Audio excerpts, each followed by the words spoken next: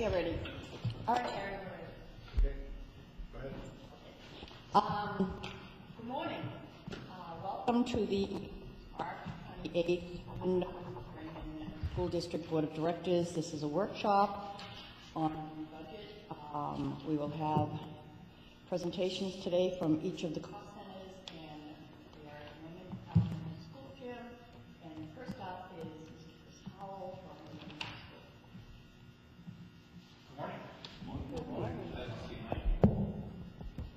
I'm not sure because I've not had a chance to attend the budget meeting, but I'm assuming we're going to start from our initial cover page, which is the write-up that we've done for each of you, and have a chance to kind of talk through what some of the increases are reflected within the budget for the high school.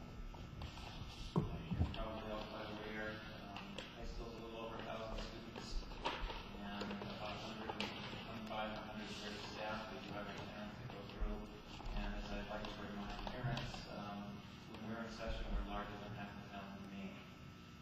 So it's a large entity, it's a large complex operation, and I think that's also going to be exhibited in the budget lines that you see, the number of different things and activities and services that would support the high school budget. Can I interrupt just 1 second? Chris, when you get to your increases, could you expand on that a bit, telling us, what's the benefit and what would be the risk of not doing it? Absolutely. Thank you. Absolutely. All of you have the descriptions of the cost centers, and you have our school mission and our outcomes this year. Really, the work that we've been doing, we've had a chance from the board a couple of times, is really just our work towards continuing to meet the needs of students and also meeting the requirements for proficiency-based diploma. And that's required a whole look at our curriculums, taking a look at how we instruct students, and even some of the alternative pathways. And so if you look at the section school goals, student outcomes, as a combination of professional development work that we've been doing, policy work that we've been doing to achieve each of those goals. I'm going to kind of move on here to get into where we're looking at differences within our cost center. One of the first differences is within our vocational assessment. And I know the board knows this, but the public may not know this, that we send students to 2 vocational centers. Westbrook is our primary vocational center. We share the cost of that with 4 of the district. There's 5 sending schools. And then in addition to that, there's a program that's not offered at Westbrook. Students have the ability to go to pass in Portland. We share that with 17 other schools. And predominantly of the programs that students most often access in Portland is the recreational marine care, the welding program, and the HVAC program that's located there. Those not being offered at Westbrook. There is a tuition increase, and that tuition increase is the $18,235, and that's representative of a look back of 2 years. And the way that the vocational assessment works is basically they continue a 2-year running average of the number of students that were there. We then take on that percentage of the overall cost of the center. That's located within the, I'm trying to think, Mark, what they call the overall way that the vocational centers are organized within the charters of the vocational centers as far as house money is actually taken out. So we are seeing an increase in our vocational assessment. Our vocational numbers themselves have stayed pretty flat, but we're seeing increases in our budgets. They're seeing their increases in their budgets as well. So that's reflected there. The other places that are non-salary or non-personnel related is looking to restore $10,000 worth of supplies, general supplies to high school budget. As last year's budget process, we cut $24,000 in general supplies, and the way that our supplies work is that each of the departments have really supplies for programmatic needs, overall things, line paper, pencils, marker, posters, all those different pieces that go in the classroom state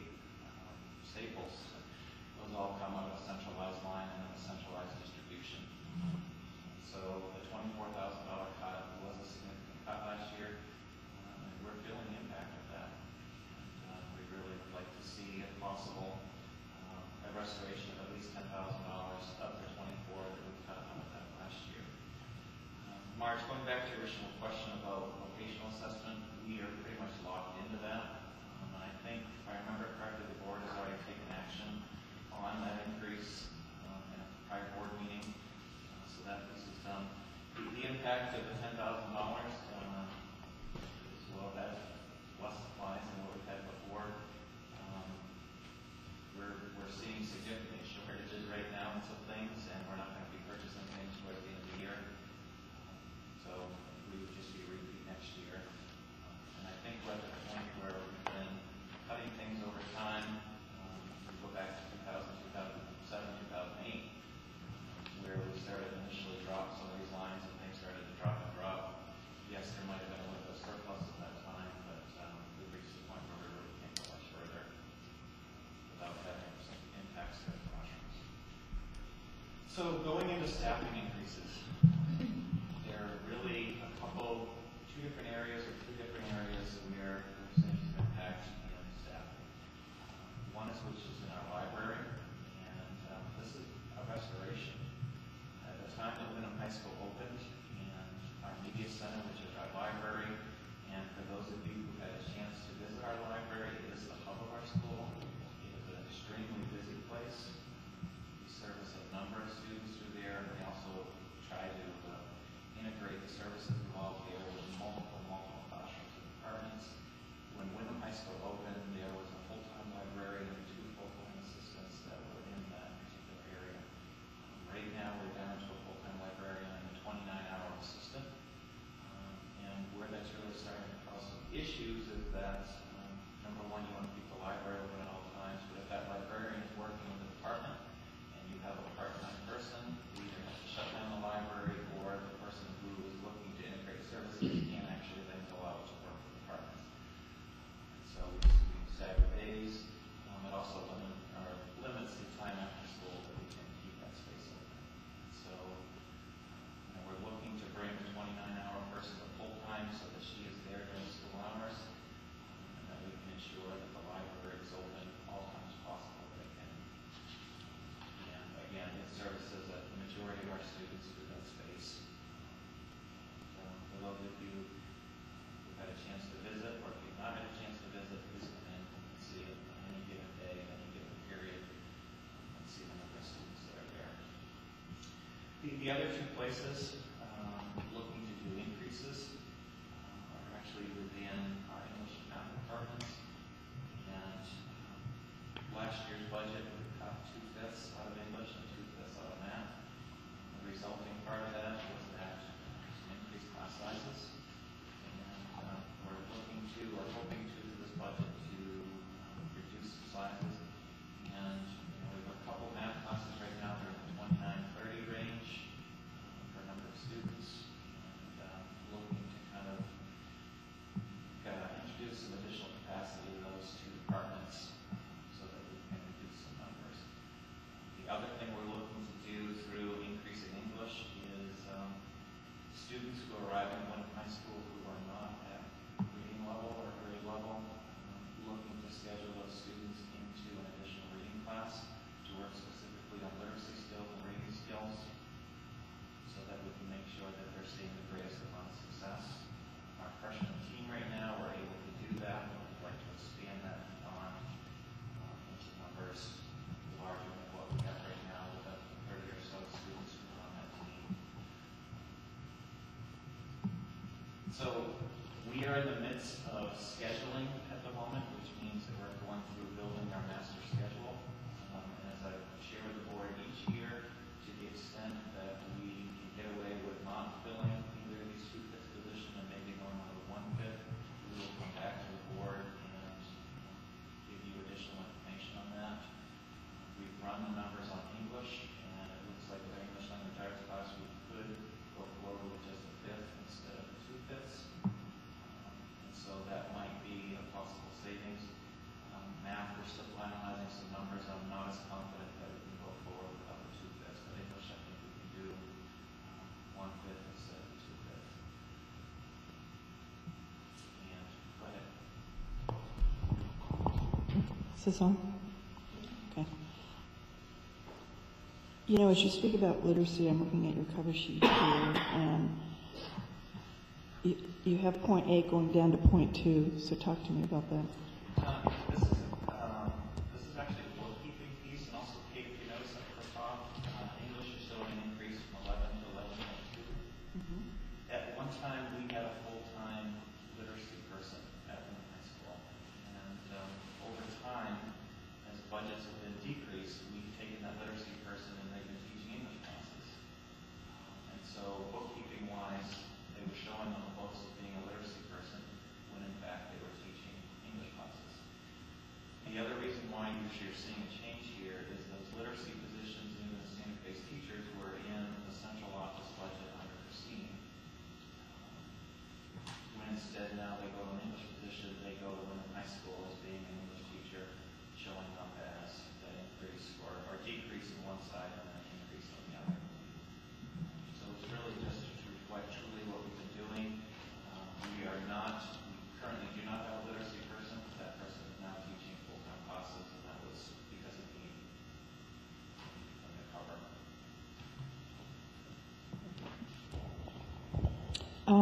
Chris, and I'm going to ask this because I really don't even know if this is a doable thing, but on the English, is there any possibility for the folks who are coming in who need the English as a second language, being able to use the adult ed as an additional piece for those students? I'm just asking because I'm not sure if we can even do it. I would, first of all, I need to defer to Bill. Second of all, within adult ed, usually students can't access adult ed until they're 18. And so my guess would be, since they're not of that age, that they would be able to. The only thing we would really have to look at, could we do a shared position with adult ed where they're considered part-time high school, part-time adult ed.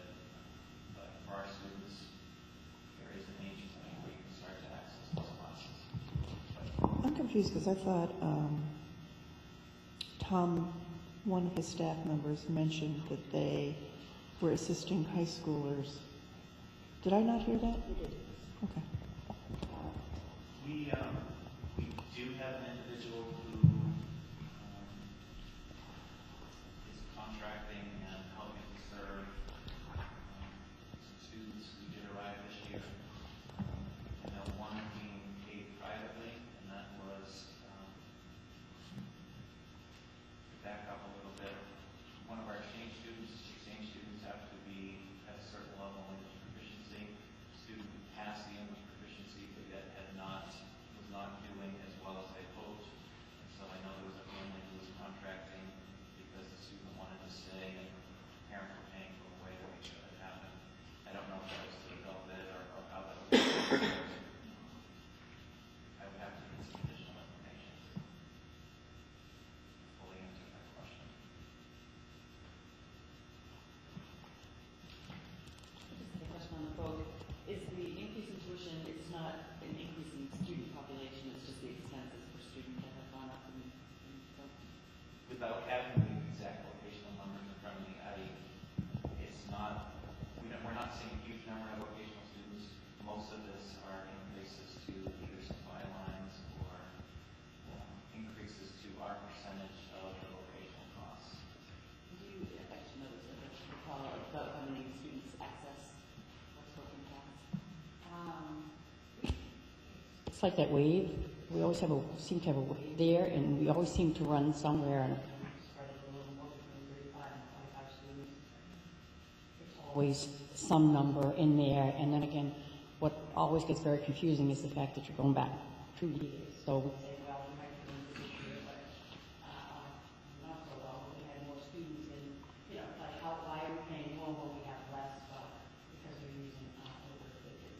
And they also have recently brought over more, like they put their capital line, where they have and their capital has been pretty low, and they tried to recently, because of equipment and stuff wearing out, so they're trying to rebuild that. I don't know if that answers.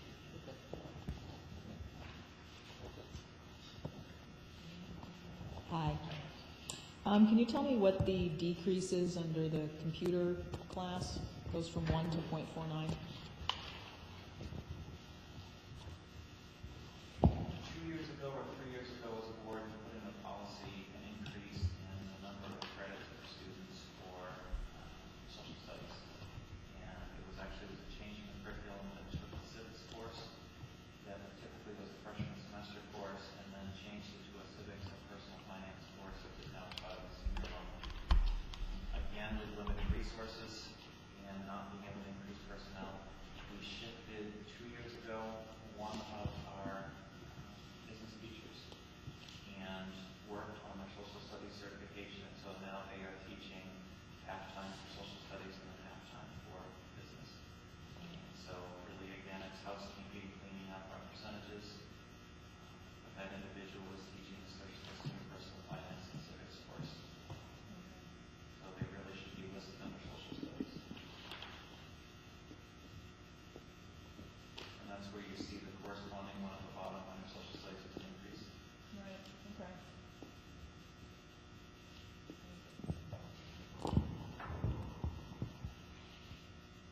Who comes under professional hourly? I'm on 75 and 79.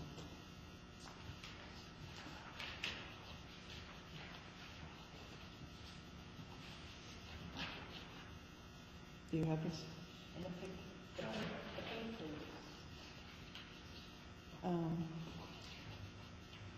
It's like 89.98. It's a reduction. I just don't know what that means, professional hourly. But you can tell me later. I don't have that. Okay. It's under regular secondary program, so if you could make a list of that, Sandy. Oh, I'm sorry, Kate, where I'm on 75 or 79 Okay. in pink. And it's under, kind of at the top, 1,200 regular secondary program, second line in, professional hourly. I got it, okay. And then something that I don't expect you to answer now, but I'm going to be asking everybody, so I guess I'm asking you, is if I could have a list of the stipends per building and what those are.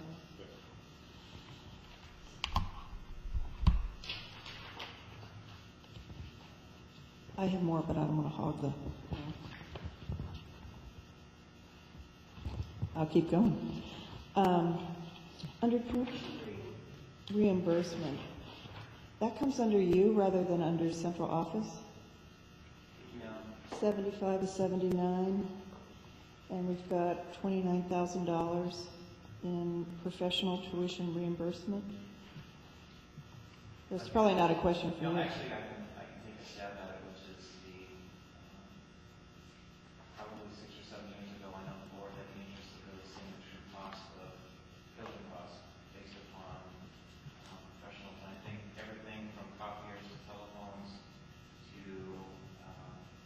tuition reimbursement, things that might have been held centrally, were then distributed to buildings as more of what a general cost would be based upon number of staff and typical tuition dollars that are there. So that's my guess, because we have a similar thing for, there's an overall copier lease, but yet we have our percentage of that copier lease that it would analyze and give you what the cost is of running our building. So I'll defer to Sandy for particular, that would be my. Okay. Would it be possible to get Clarity on that, and then just the total dollar amount for tuition reimbursement. Thank you. While we're on that, to your point, because I can remember every year Don has tried to explain this when we've gotten into this piece, that he has taken the items that are allocated to each building, not necessarily under that cost center, so that the board can see where the distribution and where it's used. Maybe in the future, and I don't know if it's possible to do that in this book, is I don't know if we do it a different color so that it would say, show the copiers, and maybe somebody has a color. Who's really paying that piece of the budget but this is how much of that cost is allocated to a particular site or a particular building. I think that might help us, because if it was not in there, if it was all under where it belonged, then we'd want to know, well, how much of that do we spend on the high school, how much do we spend on middle school? And I don't know if that's a doable thing, Sandy, but maybe we can check next year. I think that might help. I think that might help the board a little.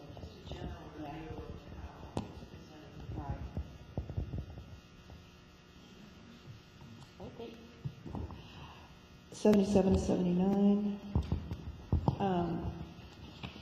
Program 42. I'm sorry. I'm looking at alternative education, and there's nothing budgeted now, but if you could give me some clarity, don't we have a program? Okay, so where does that show up? That I don't have what you have listed Yeah. in front of me. It shows up on that front budget sheet, which I do have, as the person who's listed alternative ed social studies. And that one? Here. And it's the top line on teachers. Okay, And that's our APEX program. It's an That's the alternative name of it. program. We run an evening, or not evening, we run a morning and an afternoon program. right. It's based on the standards that students need to meet. And we run anywhere from 10 to 12 students per session through that program. And for that particular individual, her certification is in humanities, so it's social studies and English. And then we bring people in on the departments as a duty to then do the other classes. So is this Apex considered kind of its own program that should have its own total cost to run it?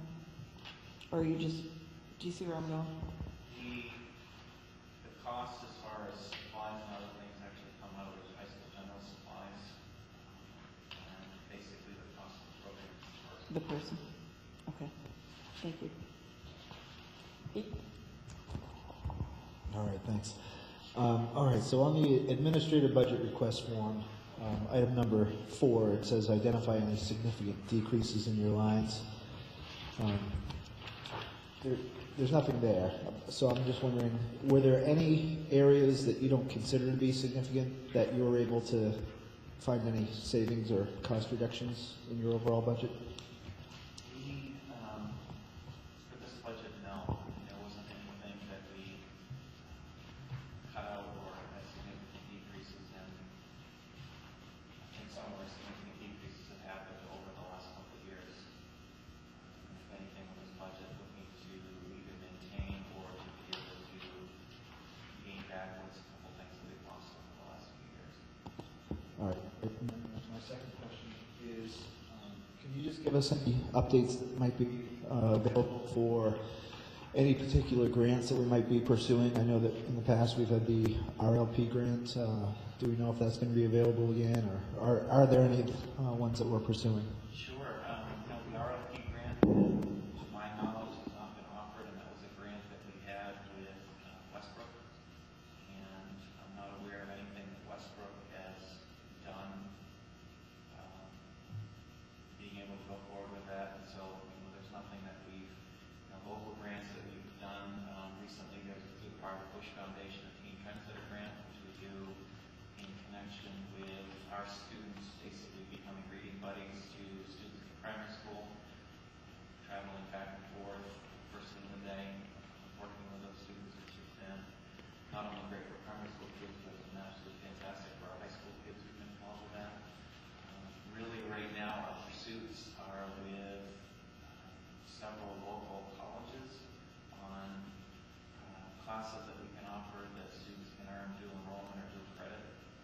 And we're currently pursuing things through SMCC, Thomas, U of O, and one of the community colleges outside Rochester, New Hampshire. So we're working with those organizations to provide opportunities for our students to be able to be enrolled in a class, have an approved faculty member with earning college credit. I think you've seen a lot in the news with the Bridge program. Probably the most successful one is like in Bangor, Eastern Maine Community College and Bangor High School, where students are basically able to earn an associate's. And that's been really due to the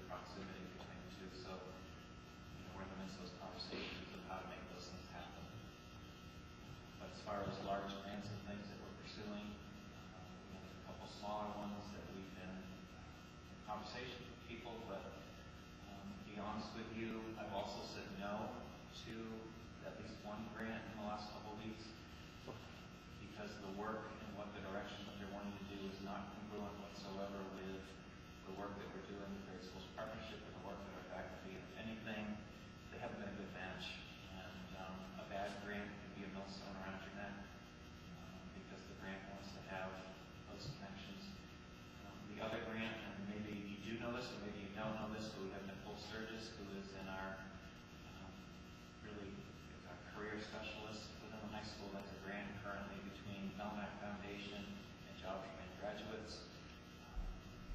We've been in conversations. Those grants end up next year, and there's interest within both organizations of continuing on with the funding for that position into the long term. So, we're continuing those conversations, and those two themselves are $46,000 a year that are paid in high school. Our component of that grant is $23,000. So we've got some important meetings coming up. I've got one coming up this week with JMG, and then one coming up next couple of weeks with Melmac to really kind of solidify where we're going to be after next year. Because I think all of you are familiar, maybe if you're not familiar, I suggest you come visit the high school. That position has had a huge impact on career aspirations and opportunities for our kids.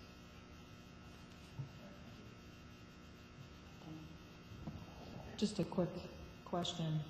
Because you brought up the RLP, where would that be reflected under your staff?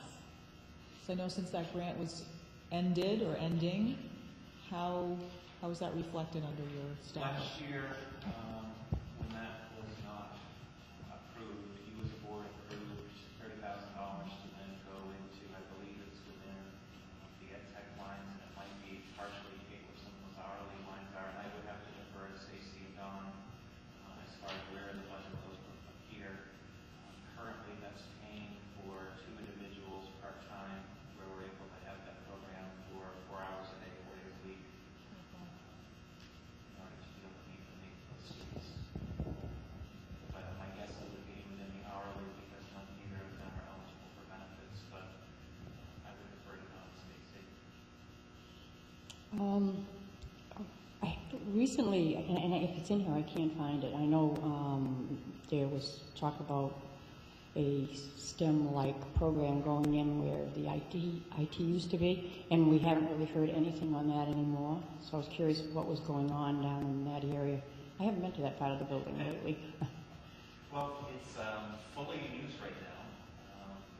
First of all, it's become home base for our Science Olympiad team, and which, by the way, they were 4th in the state last weekend, and the competition of about 30 different teams that were over at USM, so we had a fantastic finish. Science will use it as well.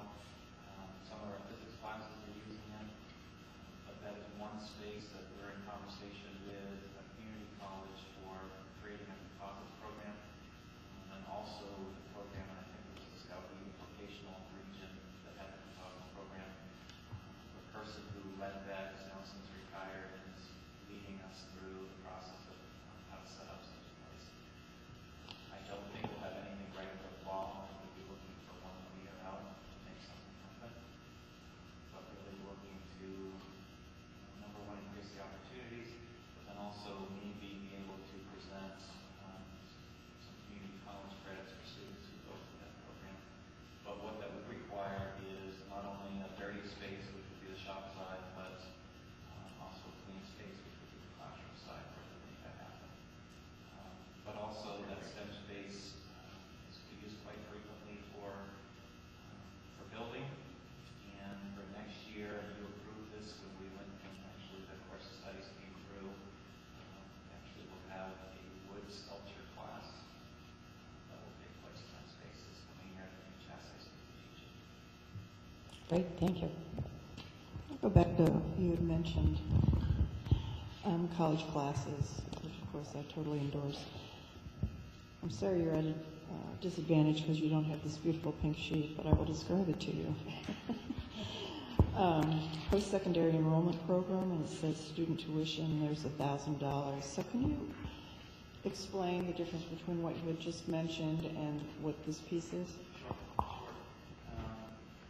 There's two different ways that you can do college credit. One is which you can have improved instructors, so that person's resume would then be sent off to the school. They would then approve them as an adjunct professor or adjunct faculty member. That class follows the exact same syllabus and often we use the same assessments. A good example that some schools are doing is Physics 105 at UMO, which is a non-science major physics class. There's an opportunity you can offer that, have an approved instructor, kids do the assessments, and when they finish that class, they are eligible to earn 3 credits of an alum for finishing that class. And one thing that we're in the discussion of, could that then take place in our senior physics class? So we would have our AP physics, we would have that offered as senior physics for non-science majors, and then really that would be what was available for students. So that's one way to do it. The other way to do it is either through the Early College for Me program or through, we have some arrangements with St. Joe's and through USM that students can take a college course that costs $100, and often even some of their travel textbooks are picked up in our program as well, and there's a minimal cost. This $1,000 is for students who can't necessarily meet the financial obligations of that, and so it helps them in being able to access those opportunities. So with that $1,000, you can support some kids in order to be able to take classes. And we are encouraging students, as many as possible, to take advantage of the courses that are available through SMCC and also to St. Joe's and through USM, because those are real credits that they can then take and transfer to other places. So we've got a number of students this year who have taken advantage of that, and instead of taking English at Wyndham High School, they're taking it at St. Joe's. It's a great introduction to college. And these are reflected as college credits on their transcript? Those are reflected as not only the credits for us, but they take away the actual college transcript. So they'll have a St. Joe's transcript. Oh, okay. They earned. Perfect. Basically, it just says on our transcript that they earned their 1 credit through St. Joe's. Do you, with this 10 students, is there a greater need than for 10 students? We have not had to use, I'm not aware of where we've actually had to go beyond that. So I think we're okay I with just that. don't want anybody, because they can't afford it, maybe No, not to and- take advantage. And if they couldn't, we would try to find some money somewhere to make that happen. Great. Thank you. If I could just respond to one thing though, one other thing which is, things where, we've seen some strains within our budget. We have organizations, activities, and things that have done really, really well. Such things as our 1X, our science bowl kids, our math team kids. We have 20 some odd kids going to an all-state music festival. I think where we really seen the struggle and the strain, actually, Kate, go back to your question, which is making sure that all students can make it to those activities who then can't necessarily either fundraise or do their contribution or do their piece, making sure that they do that. So, while it may not be a significant increase or decrease, it's been another significant constraint that's placed upon that particular funding piece. I'm going back to supplies again, and if you're, does this impact student learning to be, tell me how this impacts student learning. If you cut 24,000, putting 10 back, that's still 14,000, which when it comes to supplies could, mean a lot. What has helped tremendously with the supply piece has been the introduction of the MacBooks to the high school. And so, the opportunity for things to be exchanged back and forth. However, we do reach to points of the year where we're starting to run out of paper. And we're telling classrooms to conserve, not to run as many things, to try to go last year towards March, I think we were down to bare bones for paper. So Do you guys use Roots? Are we contracted with Roots? the high school does not use Roots. Okay. I know that's per pupil cost, so that just bumps it right up. Well, I am concerned that if you're running out of paper, I mean, come on, it's like a basic. So that's something for me to think about. My final question, again, sorry, pink, 78 of 79, and I'm looking at the auditorium manager. I'm not exactly clear why the auditorium manager is totally within your cost center, because aren't other folks using that professional? There are other, I think, going back to your original question about even the tuition, I think because that person is located in high school, that's part of the overall cost of running high school and running that facility. But you are correct, there are other buildings that use with high school's auditorium quite frequently. We're great landlords for providing that space, and it's a wonderful space for not only us but the community. But that particular, I think, is really as part of the cost of running that particular facility is having that individual on site. I mean, it's $93,000 in your budget, which, I don't know, that would be a question that I would have for Dawn, or so. Is this the appropriate place, or does it need to be prorated, or what? I mean, this is $100,000. All right, let's be specific, 93,098, that's a lot of money.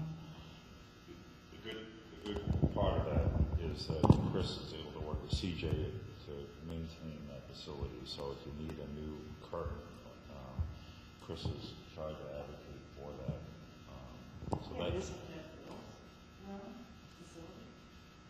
It is, but it's each building principal is responsible for any improvements with Bill to advocate and look at, whether it's the playground, whether it's replacing components of the stage.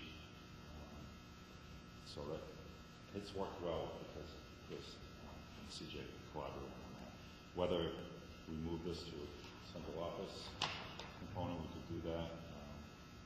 And I still think Chris would make sure that facilities is being maintained as well. But I think it's worked here, that's all. Okay, I think we are all set. Thank you, Chris.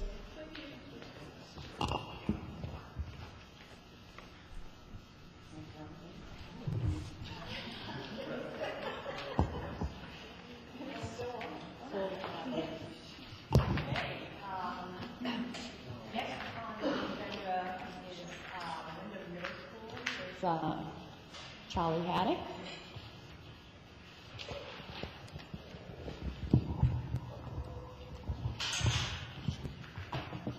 Charlie, I would ask you the same thing, that when you get your increases, if you could just elaborate a little more on what the ramifications or impacts would be of not getting them. Sure. Okay, thank you. Good morning, everyone. Hello. I do not have that cover sheet for staffing, but can answer some questions that related to it. There were some mistakes in the original draft, and I have not yet the revision yet, so, but certainly can field questions on it. Just reviewing the work of the school and the goals, we have continued throughout the year to improve writing across the board with students and make good progress there in terms of common rubrics and prompts, and objectively looking at writing within all grades. We continue our curriculum realignment, and I think that will play a critical role next year as we get to a point where we're really looking at the rigor within each classroom and making sure it's consistent and moving kids forward. So that will be a big component for next year. We continue our work for vertical alignment, which is foundational in terms of achievement with students. And we also continue with our restorative practice professional development. This is the first year of a 5-year relationship with the International Institute of Restorative Practice, that really has us work with kids for their success, not to do things for them, not to do things to them, but to work with them as a team and to be able to communicate with them and work collaboratively to a sense to help them with their social and emotional needs and behaviors, which truly impacts achievement in a positive way. When I look at my center in terms of the increases that I'm looking for, most of that increase really is with staffing. Mr. Crockett and I came to you several weeks ago and talked about the need for intervention, that the middle level really is lacking of Title I supports, and when students come into our buildings, we only have limited resources to affect change with students. So in a previous budget, I had to eliminate a standards-based position. Last year, I was able to bring back a partial interventionist. I'm asking for a full-time interventionist this year, and that really would be a restoration. And it speaks to the need to address literacy and numeracy skills with students that are struggling. Due to enrollment, I'm asking for additional seventh grade position and an additional sixth grade position. The enrollment figures that I have for next year, we're looking at 195 kids coming in from Manchester. We'll have 208 students approximately in seventh grade and 188 in eighth grade. We're up a very small amount overall in population. If I look at the ratios in sixth grade, presently with 9 teachers, the ratios are about 23.5. Yes, it is a diminished population coming in, but fourth grade goes back up to that 208, 209 figure. And given the fact that we have limited resources to affect positive change academically with students, I feel it necessary to maintain the 9 teachers at sixth grade next year. Obviously, with 9 teachers presently at sixth grade, there's a need to have those 9 teachers at seventh grade. Otherwise, we have room populations of 26 to 1.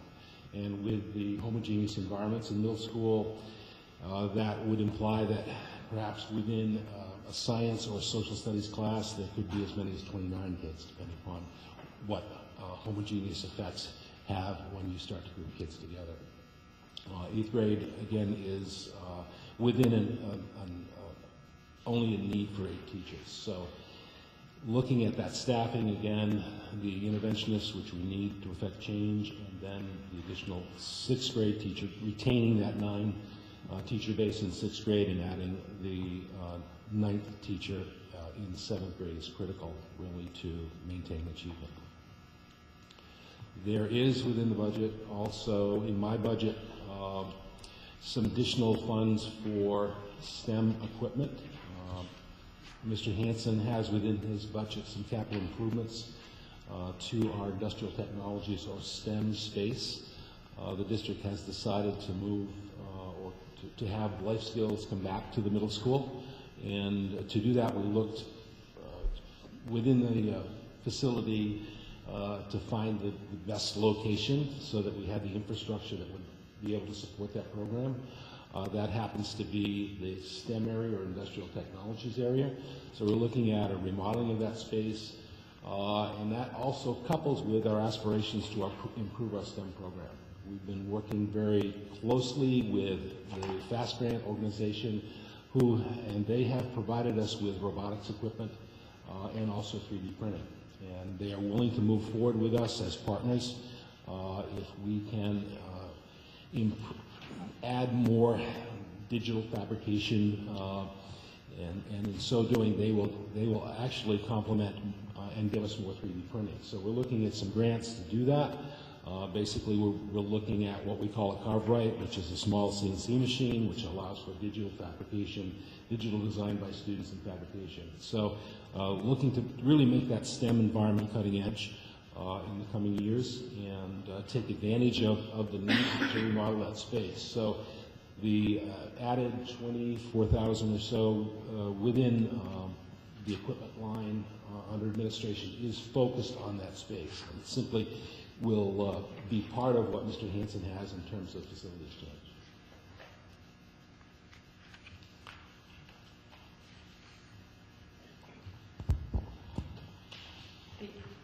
Okay. I'm confused here a little bit. You said you don't have this. I don't. No, I do. I have. Sandy gave me this. So I'm good. Because I'm just wondering how accurate this sheet is, because it's showing enrollment going down, but you're indicating enrollment's going up. It's going to go up. It's not going to go up by very many kids, but it's going to go up. Okay, and then it's also indicating that the overall budget for your school is going up $380,000, but I'm looking at this other sheet here where it says the total additional is $184,779. Which would be on the administrative budget request form. Correct. So the 184,779 reflects increases that I simply spoke to in terms of staffing. The other percentages, the 379 would reflect HR and other lines that I don't have determination of. So if we look at the printer line, if we look at other legal fee line, other lines that come from central, that you spoke to in terms of Chris's budget, that are controlled by central but are within our budget line. So that's part of that 379,000 that I don't have control of at this point. So.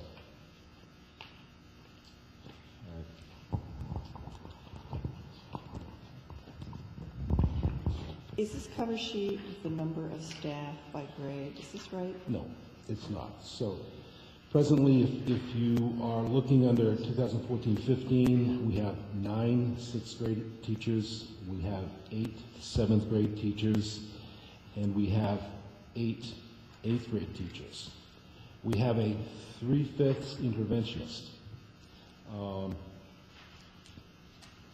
And if you look That's down, on 14-15. on 14-15. Okay. If you look down under special ed intervention, it says 1 standards-based teacher. Yep. We don't have 1 standards-based teacher. I have a 3/5 interventionist, who does similar things to standards-based, but I don't have a full teacher for that. So under 14-15, under standards-based, that should be 0, not 1? Or Because you've got it 3/5 intervention. or it could be labeled as a 3/5. So it could be One or the other. yeah, Okay. So I'll make this, all right. it could be labeled as a 0.6. So then, we've got 9, 8, and 8 currently, as far as staff. I want to make sure, I think maybe what you should do is work with Stacy in the office. Just, this is what she had, was given to each administrator to review. And there are changes at this point in time. I just want to make sure the marriage between your office and her office. Right, I know. I've sent her back another version because the first version she gave me was completely different than this version. So I will sit down with her again because I have sent information back relevant to what I'm saying right now. So So, is it legitimate if I ask him what he's proposing? Okay. I want to break you.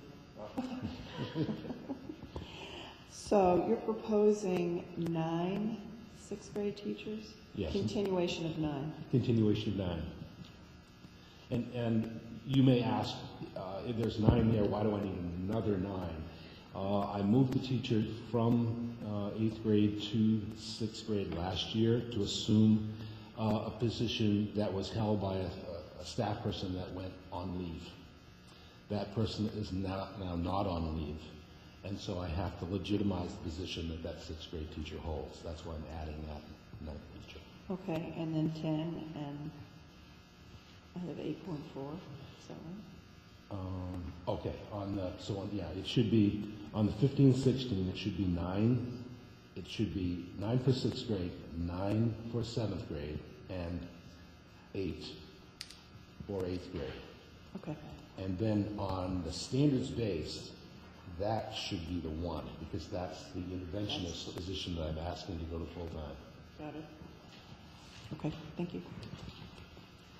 And we'll get a new, I'll, That's what I was gonna ask. As far as even the numbers that you're listing for the 6th grade, if you look at the current 5th grade, it's 194. So is there really that much of an increase, or that number's just not correct? there's not that much of an increase. I mean, there's less than 10 kids, but we're not decreasing overall between now and next year.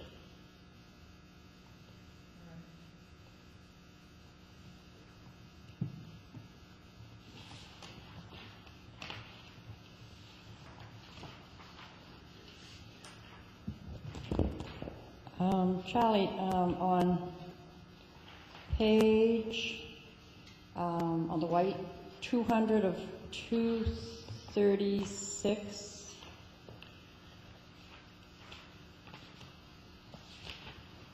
that, no, I'm not going to make sure I'm reading this right. That 20,000 increase Yes. on the top line, is that the new workstations? Those are the new workstations in STEM. Okay. Yes. Okay, just double checking.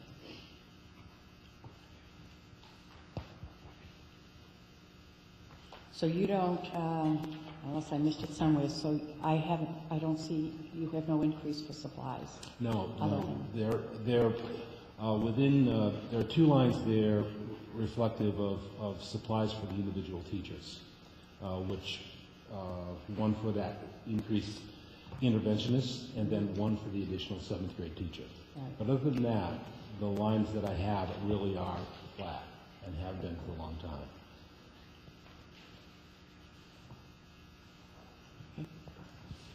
Checking. Does anybody else have anything else for Charlie? Oh, Charlie. What?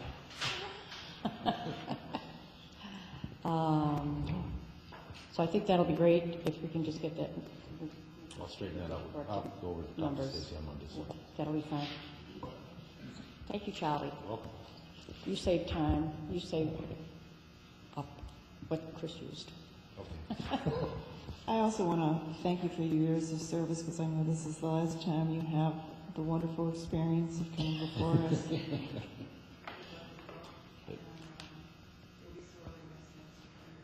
Thank you. Thank you. I mean, this is my second profession, and it has been the most rewarding experience for me, and I appreciate all the opportunity that I had and really treasure my ability to service the district and to serve kids. I mean, kids have been everything to me. That'll be the one thing that I'll miss. But as I told my staff, and I continually told them, because of the many things they have to do, you're only going to go as far as you can see, and then you're going to go as far as you can see, and you're not going to worry about everything at once. Well, I told them, it's the nature of my job. I have to be 2 steps ahead of you, and the horizon tells me I need to go in a different direction. So, and but certainly, this has been a really rewarding part of my life, and I look forward to the next phase as well. But thank you very much. But and I will add that I think I can honestly say that you have had a major impact on a lot of students, and I think that's a great legacy to leave a position with, you know. So again, Thank you. I join Kate in thanking you. Thank you. Okay. Next on our agenda, we have Mr. Crockett for the Jordan Small Middle School. Welcome, Randy. Look at that, we got you almost right on time.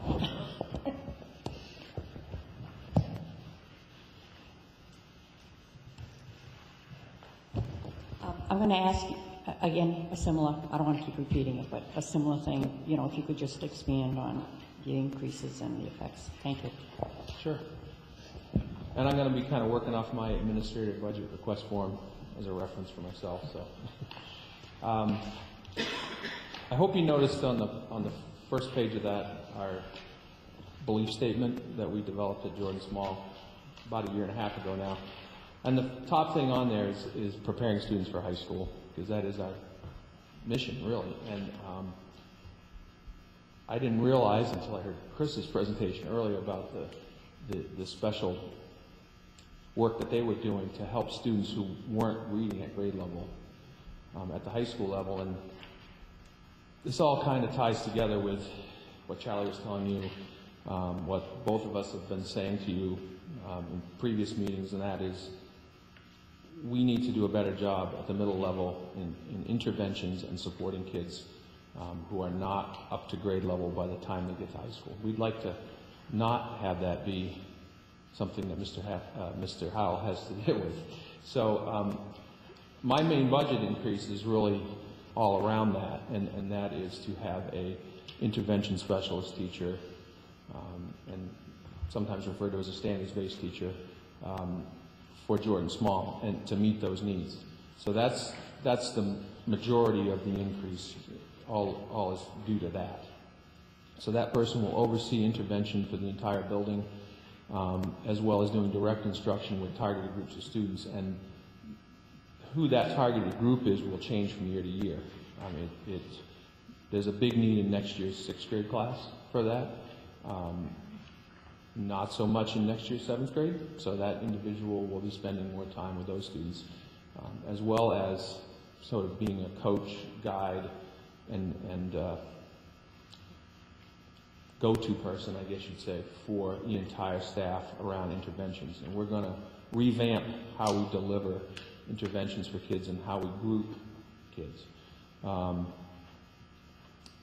We did look at, between both buildings, the possibility of shifting 5th grade over here and having a little bit different structure of Jordan Small, and decided to put that on hold for now, but I think it is the better long-term plan.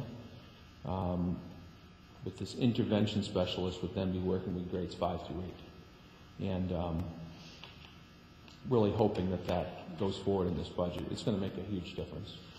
Another increase is relatively small in cost, but it will be really helpful, and that is to bring the phys ed position at Jordan Small back to full-time. It's currently at 0.8, and that teacher also works in this building.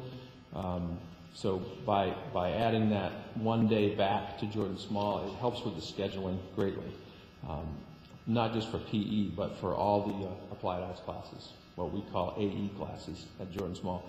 So a dilemma I'm faced with right now is I have certain days of the week that I only have a few of those folks in the building. And that causes some class sizes to be not really where you'd like them to be in the tech and also in health class.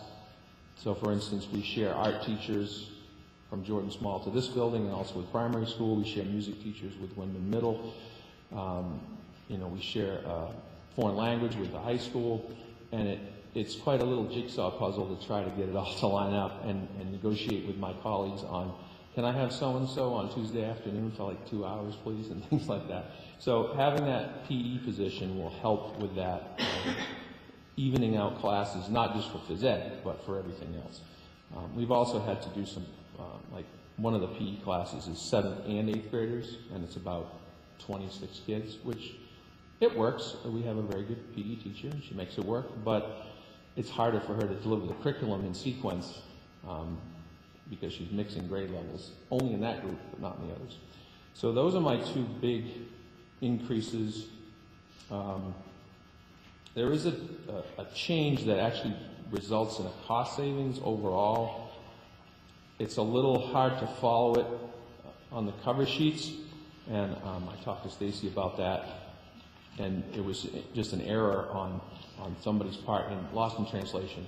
So without getting into the weeds, I just want to make sure I bring it up. Right now we have a part-time ed tech, regular ed instructional line who does interventions. That position is going away.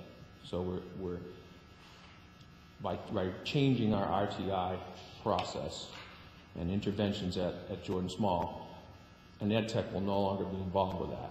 It will all be shifted to the teacher who's going to be that specialist. There is a small part of that job that's basically been data management and making sure assessments that need to be done in a certain time frame get done for kids who are being progress monitored in math and reading. So that part of that position I'm shifting over and merging with our library ed tech position, because that will help us have one person in that position who's going to be doing two roles, but she's very organized and really good with managing software and things like that. So our library ed tech looks like they're going to full time, and the reason that is occurring is she's going to be adding a day to do that data management piece of intervention for us. I've had a real hard time keeping a consistent ed tech in this position. It's been 2 years we've had it. I've had 4 different people do it, and it's been kind of, they do it until they get a better position somewhere that you know, it's a 25 to 29 hour position, no benefits, and so it just hasn't been what it was hoped to be. And likewise, the library is closed now on Wednesdays because the library tech only works 4 days a week. So by weaving these two positions together, she can manage her time to make sure the data management gets done and the assessments are ready and scored and entered and all that, mixed in with her library duties. So as she has time available, she can shift back and forth, and I think it'll be more efficient, and we'll have one person there every day, all day. So hoping that becomes a really good, efficient way to handle those needs. In the cover sheets, part of her time inadvertently got stuck onto Raymond Elementary School. So it looks like there's an increase at Raymond Elementary School for the library tech.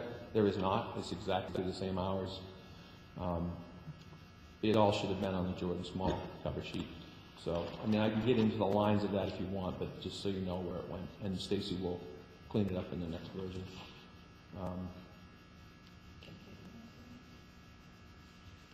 You want me to show you where it is? Or? No, I just, if we could just get an updated cover sheet, that would be very helpful, because Yeah. My understanding of the cover sheet was that it reflects a roll forward of just, if we added nothing and we rolled everything forward a year, what that would look like. It doesn't include, like, the interventionist specialist teacher position isn't on my cover sheet. I don't know what the direction was, but when I look at this, and this is just a general statement, when I look at 2015-16 and I look at class, this is what you're asking for. So if you, just for future, I mean, if you have a request for an interventionist and that's a new position, then I'd like to see that reflected here, because I always look back to last year and I actually keep all of these sheets over previous years.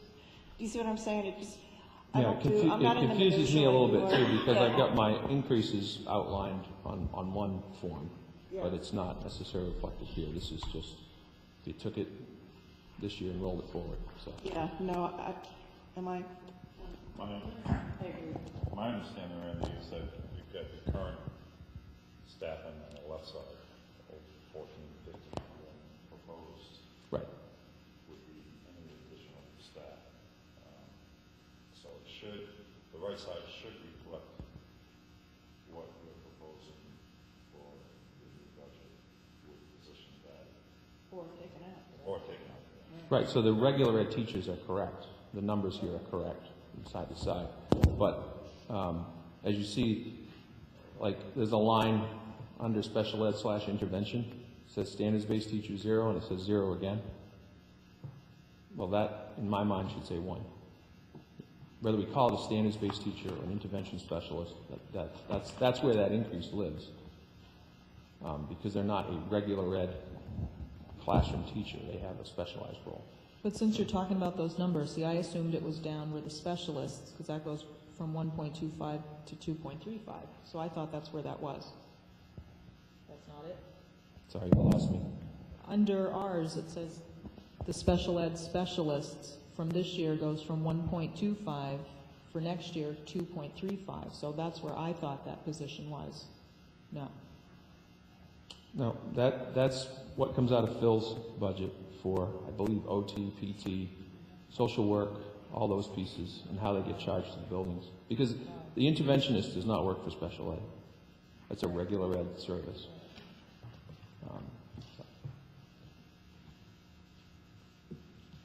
So we'll get it. Oh, yeah.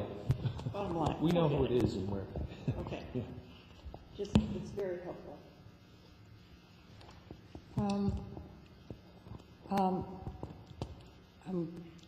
Temporary employee salaries, I guess it's been changed. There are no more subs anymore. Now they're called temporary employees. And on page 214 of 236,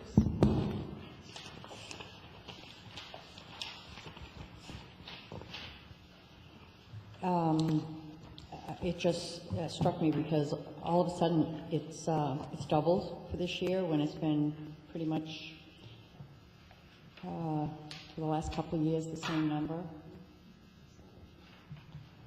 So I was curious if it was. It wasn't my request. That's determined at central office. Oh, really? Subs, yeah. Are you using more subs than? I wouldn't say so. Okay. Sandy, could we find out, please? Does anybody else have a question? Kate? I'm a little confused, which is it's not surprising, giving a Saturday morning. I'm looking at this white kahuna here, your summer, and it says you are moving 5th grade over, but now you're saying you're not moving 5th grade over. So That's correct. Is that what you're saying? That's what I'm saying. Okay. Can you say that again? We can't hear you over here. It echoes. Okay. Hello. That's good. Oh, now it sounds better, doesn't it? Yeah. I'm confused because I know you came before us when, what was this fellow's name that was just here? Mr. Charlie, Hyde? Oh, thank yeah. you. Little, He hasn't retired yet. We can't Little forget about him rings. already. And you both came before us, and that was when you had just briefly mentioned that you were going to move 5th grade over to RES. So then when I got this, and I saw that, yes, that indeed was going to happen, and now you're saying it's not going to happen. So I'm a little confused by this, and as you know, there's some history with moving 5th grade over, and I actually pulled all those minutes regarding that move, and it was quite controversial.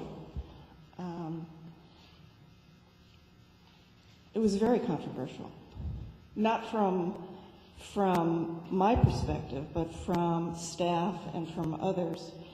And as part of the facilities committee, we had looked at very seriously doing K through 5s to align curriculum, and actually held a meeting with staff. And these were the comments, and I'm not going to read them, but that's why when I originally heard that you were going to move it over and there was no fanfare, I'm like, this seems really, I don't have enough information. And then actually the board, because the board was pretty serious about this, we thought it was a good move to move the 5th grade over, at least some of us were, from a curriculum standpoint, etc. And that meeting, by the way, with the staff was held on November 8th, 2012. So I guess, and we actually, I think, had it on the agenda as a board to vote for it. I can't open this. There it is. I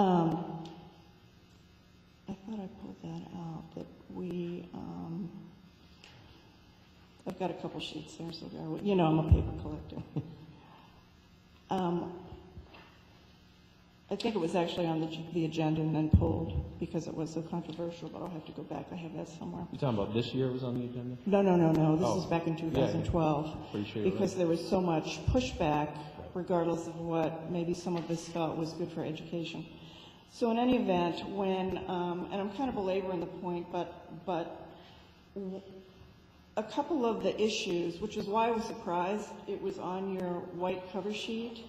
Some of the issues were undersized cafeteria, very low and small lockers, and an undersized gym. And there was a cost attached to that, and it was $415,000. So now you're saying that it's not going to happen at this point, and so I need to hear the story. Yep, be glad to do that. Thank you. So my interest in making the change in this year was addressing interventions, how we do those services for kids. And, you know, this is a Title I school, as most elementary schools are in Maine. So we do get there's a tie-in. Title I and intervention is really one thing now, regardless of how it's funded. And so looking at that model, would that be better for fifth graders than the model at Jordan Small? Also looking at how to divide kids up, because, you know, although the cover sheet is broken down by grade, we don't really work this way anymore. So we have 7th and 8th graders blended in math classes. We have kids that go to a grade up, so to speak, for ELA or for math, starting in grade 2. So we share kids across the 3-4 span, the 5-6 span, and so forth. So in looking at, could it be restructured, it would basically have been a K2 team, a 3-5 team, a 6-8 team. So then you have to look at how much staff you're going to have in total and how to divide that out and where those numbers are going to fall. And I thought I had it pretty well figured out, honestly. I said, this is the year to do this.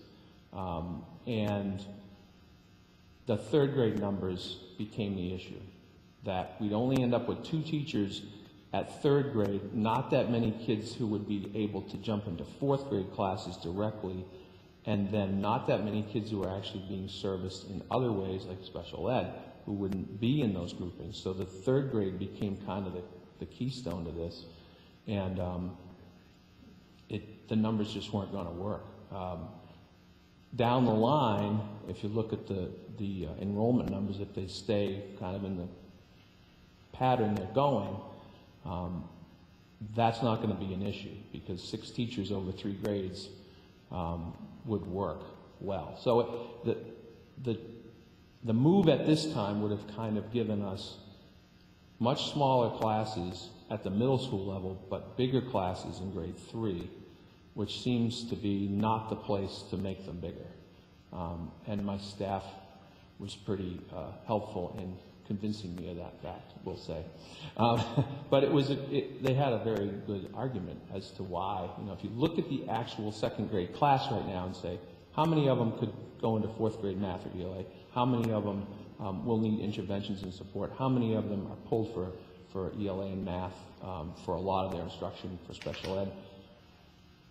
There weren't enough to bring those sizes down to, well, it would have been over 20 for ELA and math instruction in third grade, which makes me uncomfortable. So I think in the long term, I mean, curriculum-wise, it would absolutely be easier, because I have people in 5th grade at Jordan Small, teaching 5th graders at Jordan Small, who, you know, have to kind of adjust when we have a curriculum meeting, or, you know, it's not as smooth as it could be. But right now, we're just looking at, here's this group of kids, what do their needs look like, and then staffing accordingly. So that, and the same thing will happen next year in the 5-6 loop.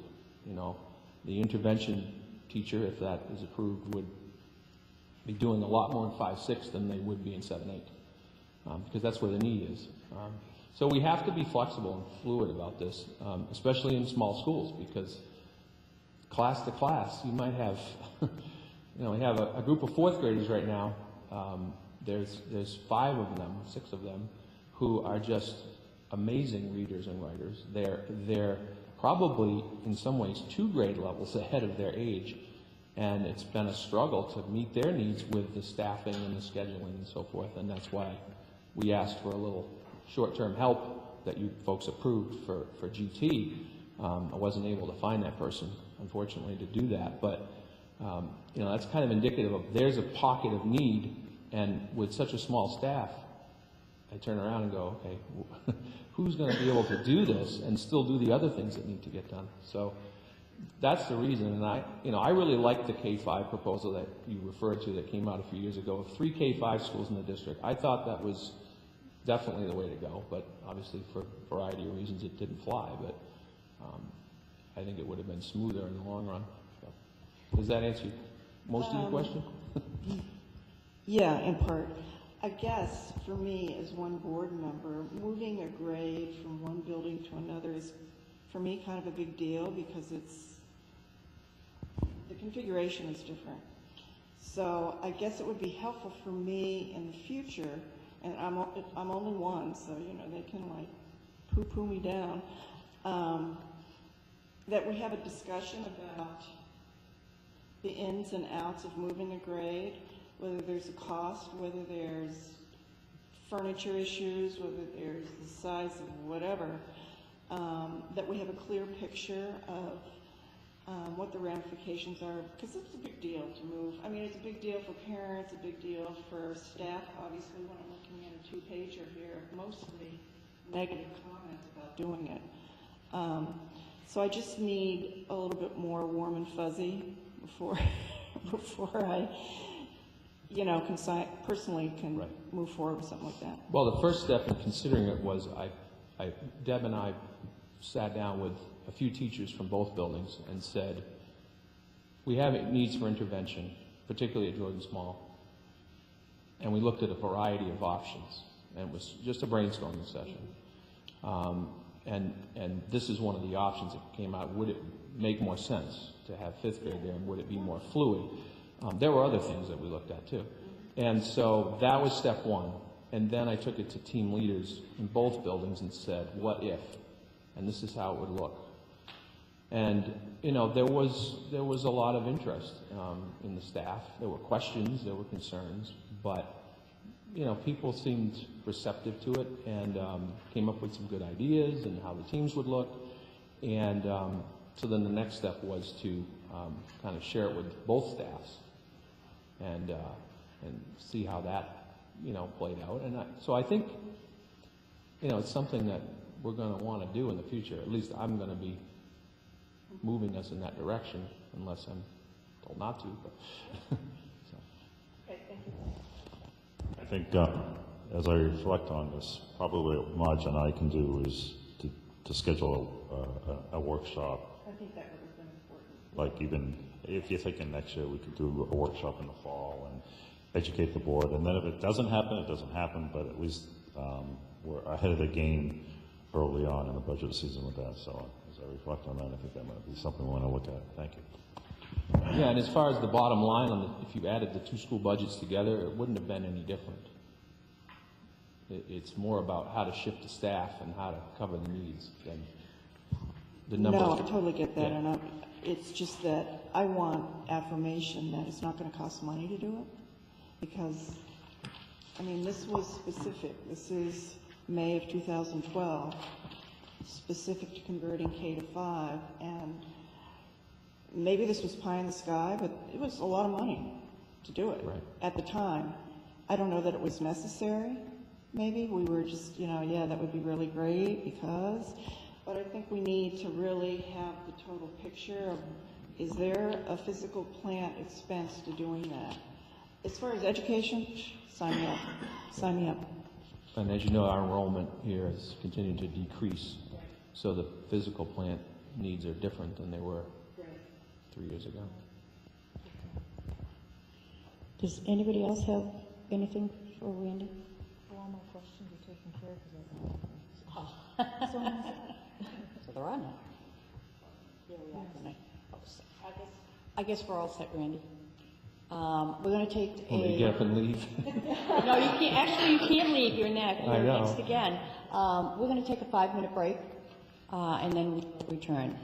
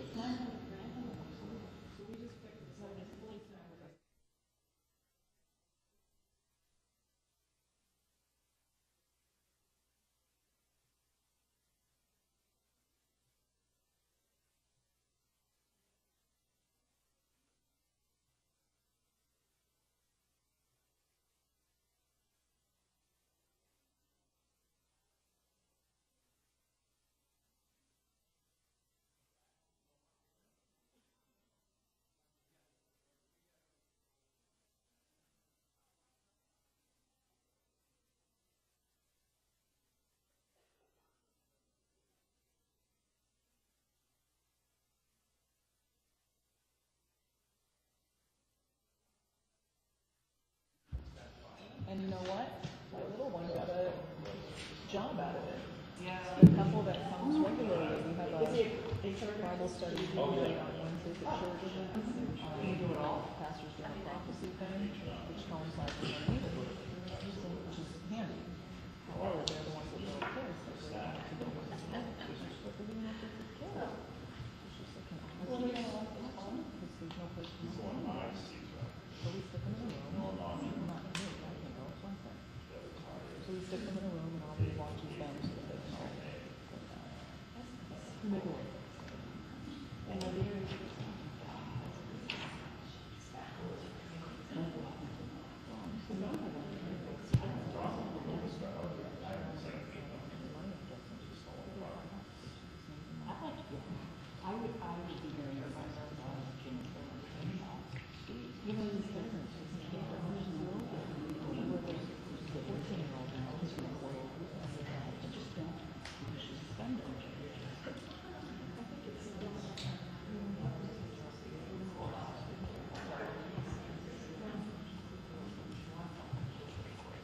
Yeah, she can do that if she wanted her iPod. But it's just funny to see their personality. So is that the one, is that your logo? You know what, I just want to see what this is. It's kind of funny. I didn't take one because I thought it's probably what I have at home. I don't know the different levels. How old is that?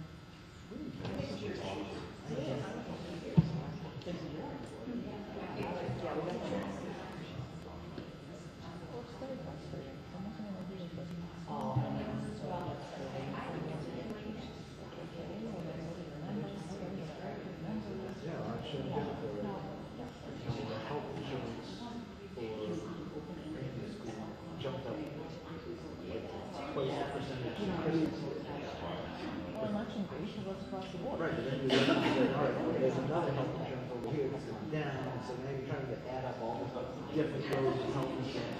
Well, I didn't get that yet, buddy. I'm not gonna sit and do that. Your budget is going up. Oh, yeah. I'm ready when you guys are.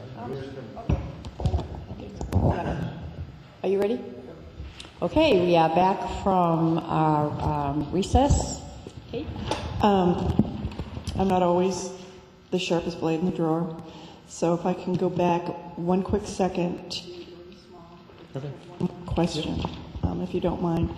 And I'm looking at the 7th grade with the 3 teachers and the 16 to 1, and I'm wondering why you're recommending that when all the other classes are in the 20s. So it's listed as 7th grade, but as I said, we share students across the 7-8 team. So there's 5 teachers there. They're broken down as 7th and 8th, but in actuality, some of them teach in both grade levels. So to me, it's 5 teachers for the 95 kids in those 2 grades. That's kind of the way I look at it. For budgeting purposes at central office, that's too confusing, but it actually may be that 8th grade will be split up a little differently with more time there, but it's just listed that way in the budget. That was clear as mud. Okay. For instance, in math, we have kids in pre-algebra that might be sitting next to somebody in a different grade level. We have kids in algebra who are sitting with kids of a different grade level. Depending on the needs each year for language arts, we have our GT teacher does 1 8th grade group, which is accelerated and advanced. Then we split out the rest of the kids, and it depends on special ed loads as far as who's pulled out completely. So the numbers aren't always just that clear cut. It depends on student need and each course, really. It's 5 teachers for 95 kids. That's one way to look at it. So it's a little less than 19, 1 to 19. Yeah, right around there. Yep. Is this a function of small class sizes? What do you mean, is it a function of? Well, I'm trying to think in terms of the middle school, Wyndham Middle School. I mean, I've not heard of this kind of configuration, so I'm trying to figure out. Do you see what I'm just... It's really based on where students are at and ready for it. So, I mean, in science and social studies, it's strictly by grade level. I mean, the curriculum progresses that way. There are certain units and certain grade levels. And so, you know, it's very clear cut. When we get into math and language arts, we want to be able to blend groups of kids because of their skill set. And so, you know, we're trying to meet needs across their skill set, regardless of which grade they're in. So you can't do that with 4, you absolutely need 5. Well, I can do it with 4, but I won't have geometry class for accelerated math students. I mean, that alone drives the math numbers. If there's only 5 or 6 kids that are qualified to do geometry, that teacher's tied up for those 5 or 6 kids. That's not a GT teacher, that's a person who's certified to teach that level of math. And likewise, our algebra class this year has 27 kids in it because there's 27 kids ready for algebra. Mm-hmm. So, I mean, it varies from year to year, and that it does, if you take that body away, now I've just got straight ahead 7th grade math. 2 groups, that's it. And that's not where we're headed as a district, I don't think. We want to look at proficiency, mm-hmm. and we have to be, in a small school, I can't just spread kids out at a grade level. I have to spread them over 2 or 3 grade levels to give them those options. So thank you. I know it's messy for the budget. But yeah, it's the first configuration that I've heard of like this. I mean, so thank you. Yeah, if we had 9 teachers in 7th grade, we could group math any way we wanted. But when you have 2 teachers at a grade level and you have several needs, that doesn't give you a lot of choices, which is kind of where the 5th and 6th grade team is at right now without any intervention support. You know, we do the best we can with the 24, 25 in the class with advanced kids and struggling kids all in the same room. So. Okay, let's move on to Raymond Elementary School. This one's easy. So, thanks for the warning. Okay. Before you even start, can I again the same thing with that first page, which has how many students, what how many in a grade, et cetera, so forth. Yep. Could you kind of like dwell on that a little bit, because it was a little unsettling to see there were eight students in one class. Yeah, so as I said, they basically just rolled over the numbers. There will not be 3 first grade teachers next year. There will be 2 first grade teachers next year. Right now, we have 3 kindergarten teachers on cue, so to speak. The current sign up for kindergarten registration is what, 18? I think it's unlikely that that's going to double in the next 2 weeks. So we may not be looking at 3 kindergarten teachers next year, but we're just going to have to wait and see how that goes. So there may be a decrease at RES in staffing based on kindergarten enrollment, but it's a little early to tell. But Randy, you have 2 on the sheet. You're going from 3 to 2 according That's because this year there's 2 kindergarten teachers and this year there's 3 first grade teachers, and that's how central office moved them over. But the staff here already knows that there's going to be 2 first grades next year, and kindergarten, of course, will depend on enrollment. So I know I'm like, should get my hip boots on because I'm probably way in the weeds now, but when I'm looking at my cover sheet, and again, I apologize, you guys do it, I know there's a slew of other things. This is what I go by. So when I'm looking at this and I'm looking at 2014-15, it says here you have 25 students with 3 teachers. So that's not true. You ended up with 2 teachers. You have 2 kindergarten teachers this year. Correct. And 3 first grades. And 2 first grades? 3 first 3 grades this first year. grades. This year. And we actually have Well, that makes a 3 second difference. grades this year. And you have, okay. But see, the numbers there are from the budget this time last year, not where we actually ended up putting them. The number of teachers is the same. I know, but it impacts class size. The number of teachers impacts. But we adjust as best we can. No, I know. Yeah. This is my snapshot. Yeah. I get you, but this is what I'm looking at, and so, Want me to go down through them again? yeah, would you? So kindergarten this year, which is the This left year. left column, kindergarten this year is 2 teachers, first grade is 3 teachers, second grade is 3 teachers, and then third and fourth grade is 5 teachers total. We actually have a blended multi-age 3-4. But the numbers, the total is the total. So projected for next year would be 3 for kindergarten, 2 for first grade, 3 at second, 3 at third, 2 at fourth. Wait, 3 for here? For next year, if the numbers come in requiring that. We don't know yet. All we know is we have 18 signed up for screening. We know they're going to pick up some more, but how many it's that annual roll of the dice with kindergarten registration. But even if double, you'd be at 36 kids, would that require 3?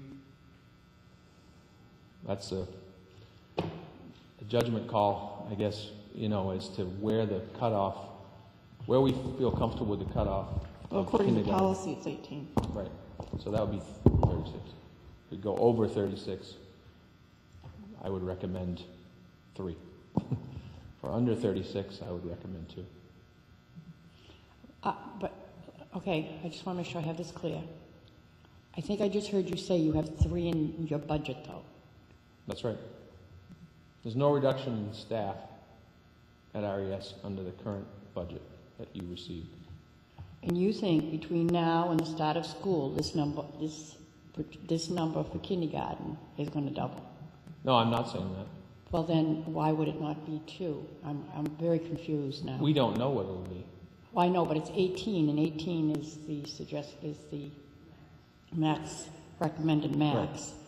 But at the time that this budget was submitted to the boss, we hadn't even started kindergarten registration. No, I understand that. So- I understand that. Yeah. So there's a possibility this could be a 2, not a 3. Yeah, absolutely. Okay. Just procedurally, as far as the number of staff needed, I mean, I just have to put it out there. I'd be more comfortable putting 2 down.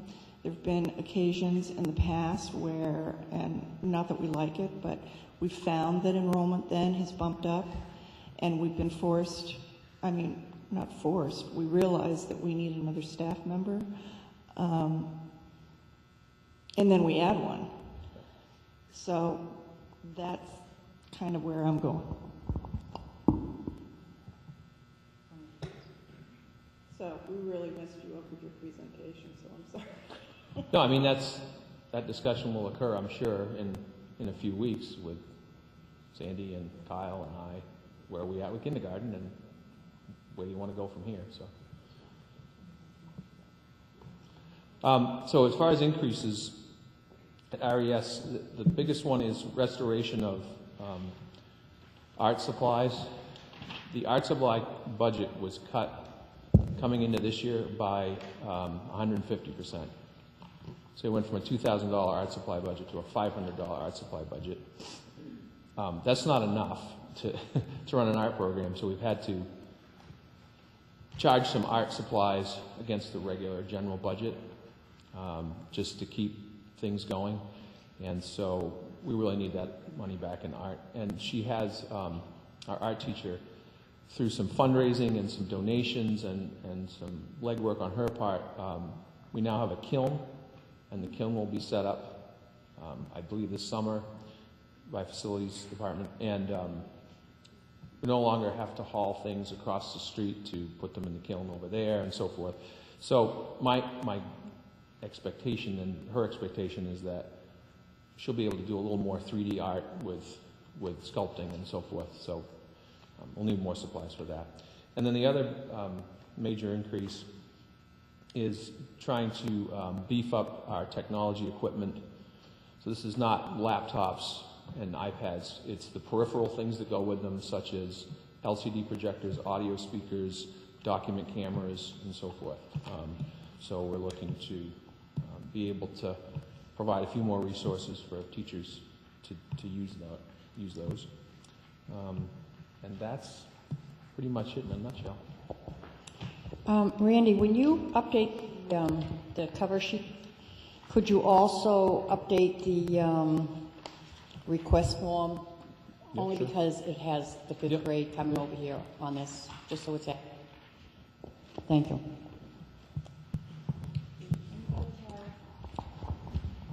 For Randy. Pete?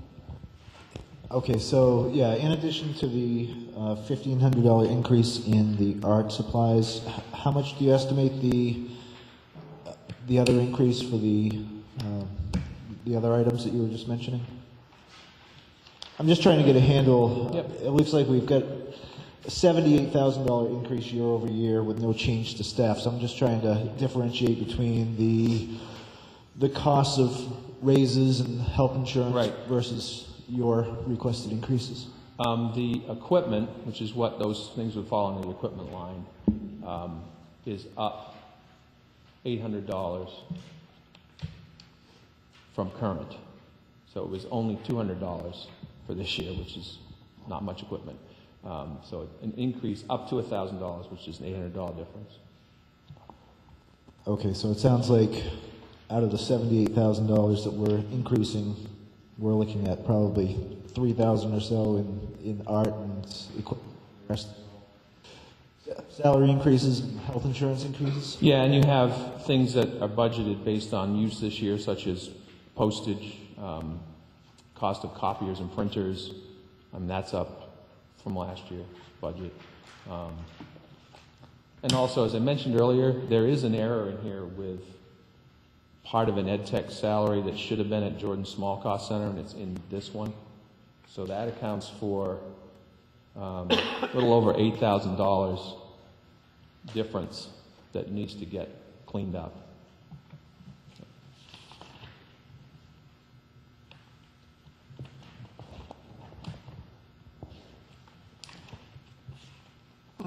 Anything else for Randy? Okay, we're all set. Thanks. Thank you very much. Deb, thank you for coming to support Randy on a Saturday morning. Just in case you had a question, I wasn't sure. Next on the agenda is Cindy Curtis for the Manchester School. Welcome. Good morning.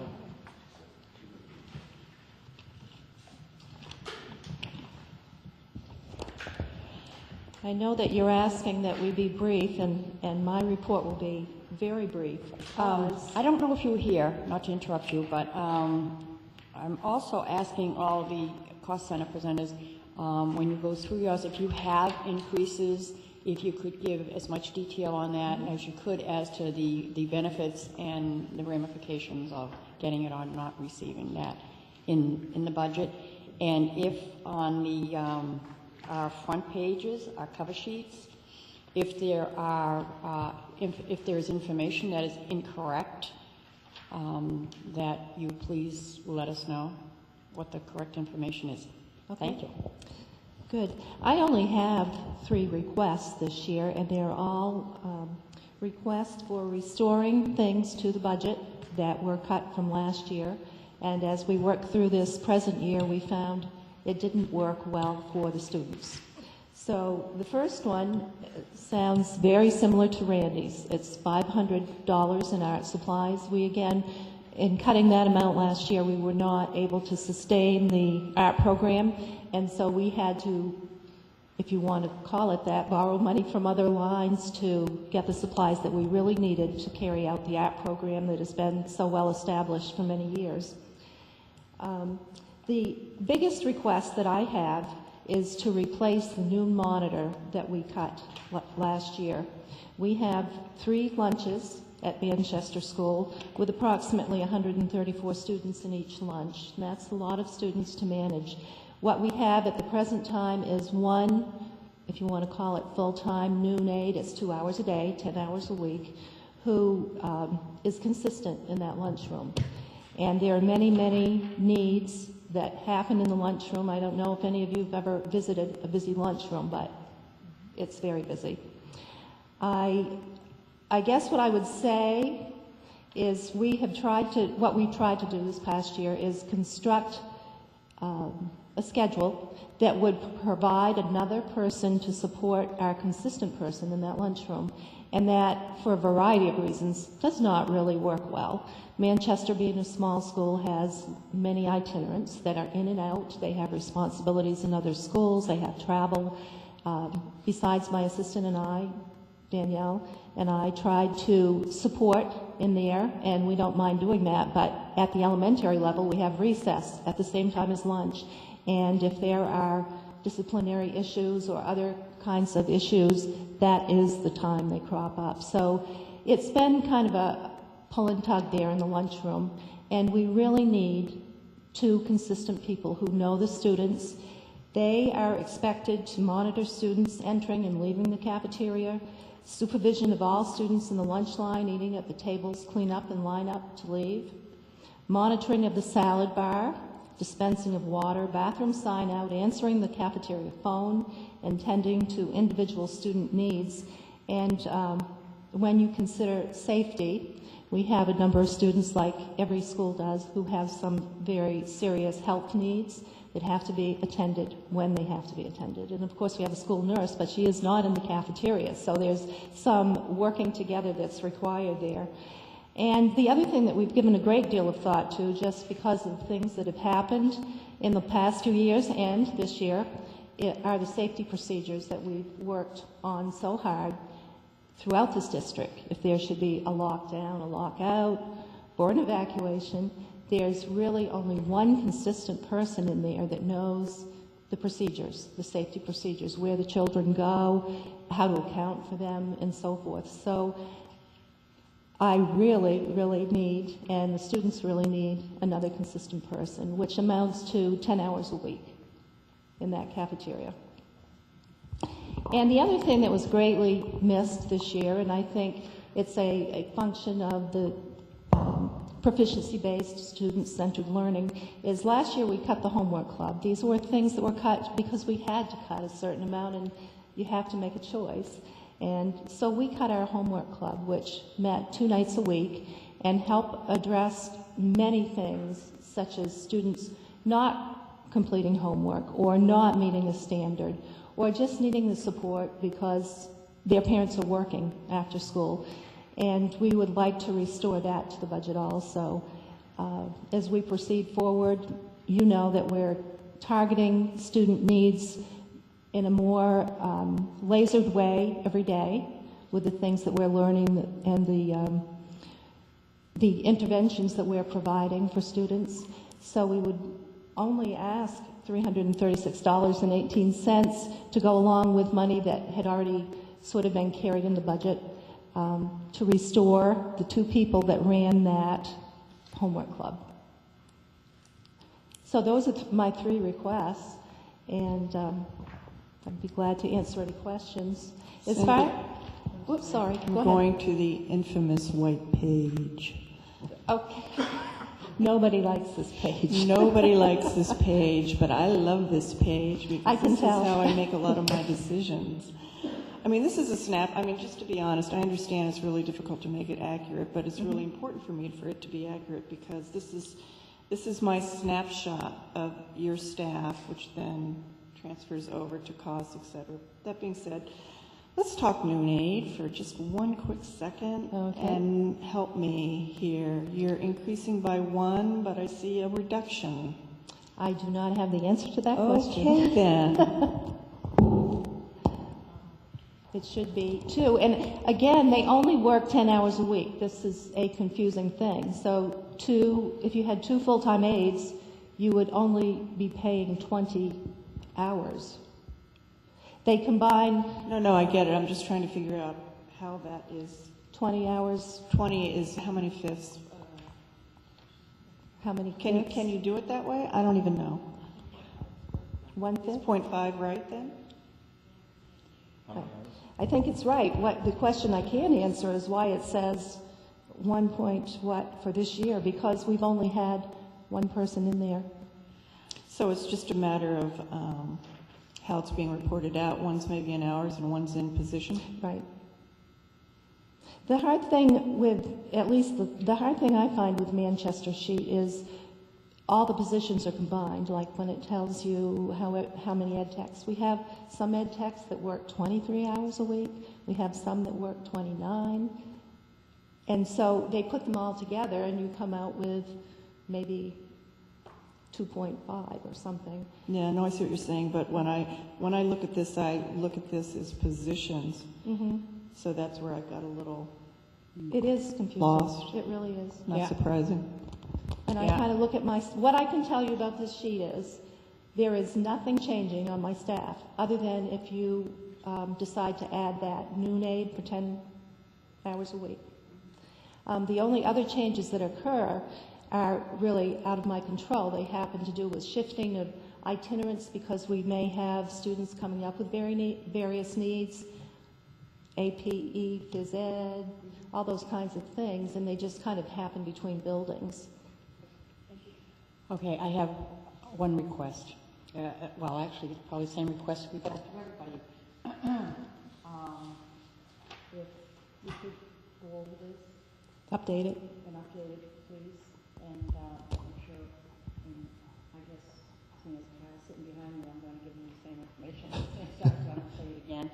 So if we could make sure if there's any information on here, whether it's for current year or for next year, if it's updated and we received it. And Sandy, if you could make note, because I'm not, if it's done at central office, just so they're aware that we're looking at these as how many people, not how many hours they work. You know what I mean? Like, we don't want something that says she has 2 people that work 50%, therefore you're showing me 1 person. We need to know how many people it is. Maybe we should show it in hours, because, I mean, that's what's going to equate to our costs. Well, let's not, maybe we look at next year's. I think for this year, we'd like to keep it people. I think maybe 2 columns where it's a person, but I think it's very helpful when most of them are done in hours, from what I'm seeing. And so if it's a 2.9, it's... I just don't think we do it this year. With all Right. Yeah, because But it's something we should look at for next year's budget. Because when we look at this, and you've presented us with 3 requests, and I think they're all quite reasonable, and you're telling us that it's just the addition of the new monitor, but then we look at the bottom of the sheet and it shows your total staff going from 56.3 to 59.6. It just gets to be It is confusing. quite I agree. confusing. It is confusing. Yep. Okay, thank you. Does anybody have any other, I will say, in defense of your homework club, Yes. I know how great that homework club was, and I'm going to tell you, I did hear from parents when you dropped it, that there was a lot of very disappointed children. There are children who go home for one reason or another, either they're at a babysitter, parents working, or there is nobody at home that helps them, and it was really greatly missed. So I'm glad that you decided to put it. Thank you. Yeah, I think it's needed. The thing that I really like about it is there's a close connection there. It's teachers that run it, and they see the teachers of the students' work gets passed back and forth, information gets passed back and forth. So it's very kind of closely monitored situation, I guess I would call it. I do know that that's really important, but I'm just kind of wondering with some of these positions, when you're talking about a homework club or even a noon aid, do we try to fill these with volunteers or utilize other students, like middle school students who could come Well, and that's help certainly with a homework? possibility. I think that you would still need the teachers in charge because we have so many requirements that we're trying to meet anyway with our standards, learning goals. Volunteers could be helpful, and we love volunteers at Manchester. It's something we could explore. for another year. Even the way the lunches work, and I haven't been to your particular school, I've been to primary, and I think I've eaten at every other school, so I'll join yours. Do the teachers take turns? Like, even No. if it was once a week? The teachers, as a rule, don't do the cafeteria duty. They do the recess duties. They do the fourth grade teachers do the afternoon recess duty that fourth grade has. So within contract, we provide them with a duty-free lunch whenever possible. And I would always say that we have teachers that step up to the plate when we're in a bind.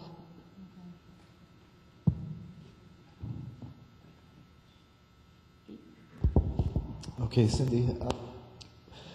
Last year, when we were going through this budget process, one of the things that the board felt pretty strongly about was the supplies in our schools. And we heard Chris talk earlier about how, at this point of the year, supplies are getting tight. I asked for $500 for art supplies, but could you just talk to us about how you're doing regular supplies?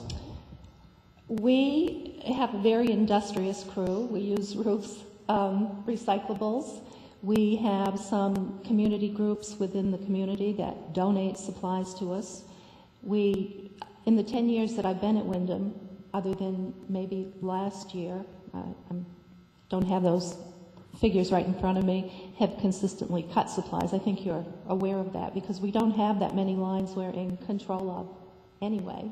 So that's where they come out of. Could we always use extra money in our supply line? Yes. We tend to dig up whatever we need wherever we can when we run short.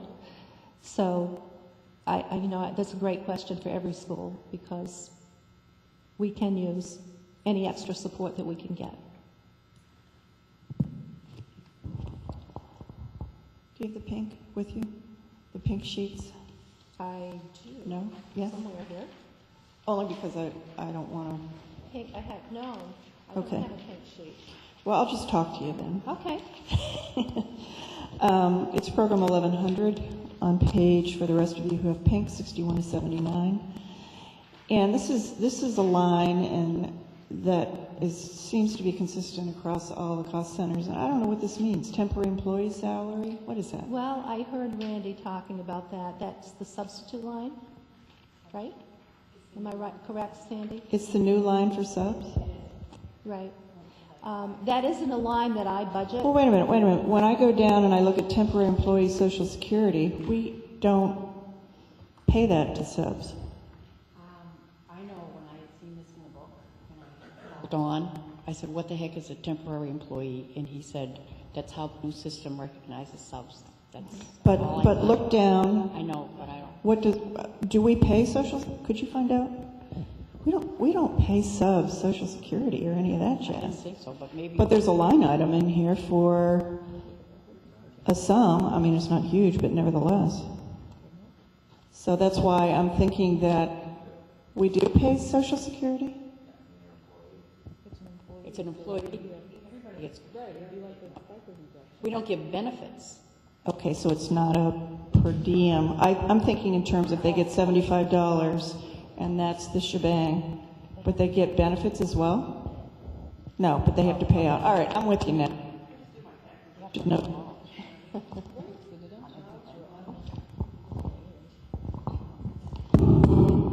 It's on? Okay. All right, that's my bad. Thank you. I have something else here. Wait a minute. Oh, I know. 188 of 236, whatever. It's professional technical services. That again is not anything that I budget. That's put in from central office. So legal auditing, so we prorate all that jazz per, is that what that is, Sandy? It's $11,000, version 3, 12,000. Could you just find out what that means? We'll do that. Thank you. I realize you guys are at a disadvantage, and we are too, because this is a whole new computer program, so I was just trying to figure it out. There are so many of those lines that are calculated from central office just based on what our needs have been over the years. Right. And now that we've got a new program, it's presented to us a little bit differently too. So it's, you know, I'm an old dog. Come on. Can you talk to me a little bit about team leaders? Okay, we have... What that function is? Yes, we call them our PLC facilitators. You know that our school is organized in teams of 3 teachers who work as PLCs. From each one of those PLCs, we have a representative on our leadership team, and they work with Danielle and I to lead the school. We go over school issues, we make plans, we make professional development plans. They are also the conduit between administration and their PLCs weekly when they meet. They take things from that meeting back to them. They also bring things, concerns, or other kinds of requests to the team meetings. We meet twice a month. We meet an hour after school, and we also meet one morning or one afternoon a month. And they're our school leadership team. I don't know what I'd do without them. Thank you.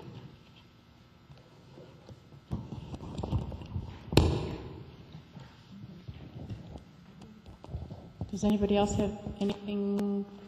Okay. Thank you, Cindy. Thank you. And by the way, thank you for your years of service. This is, again, another one. This is your last presentation before I select you. It is, and it feels very strange. What I wanted to say is I'm not like Charlie. This isn't my second career.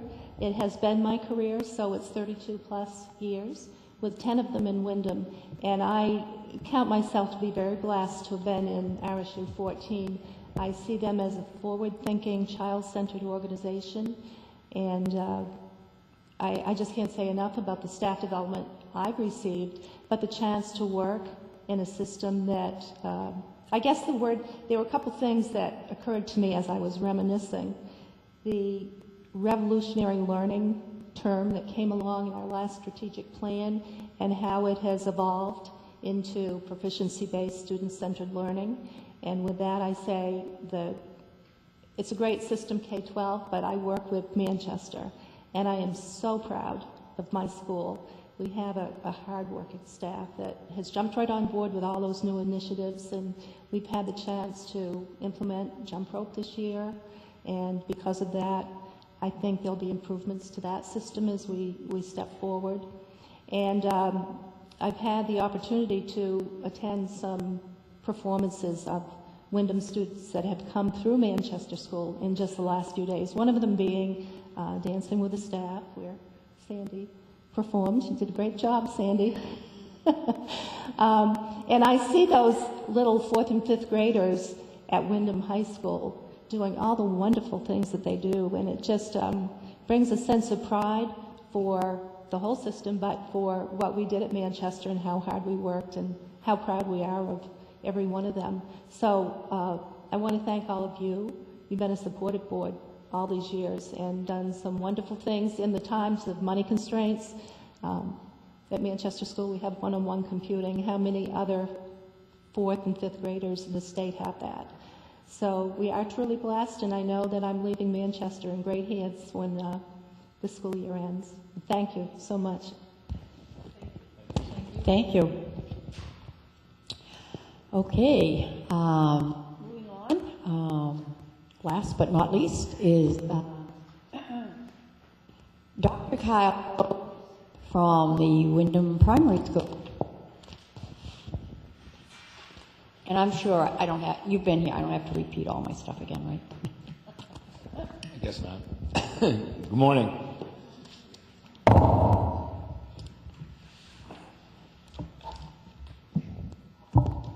So I'll use my budget request form to kind of walk through my presentation. There's a few things that I want to mention though before we get too deep into numbers.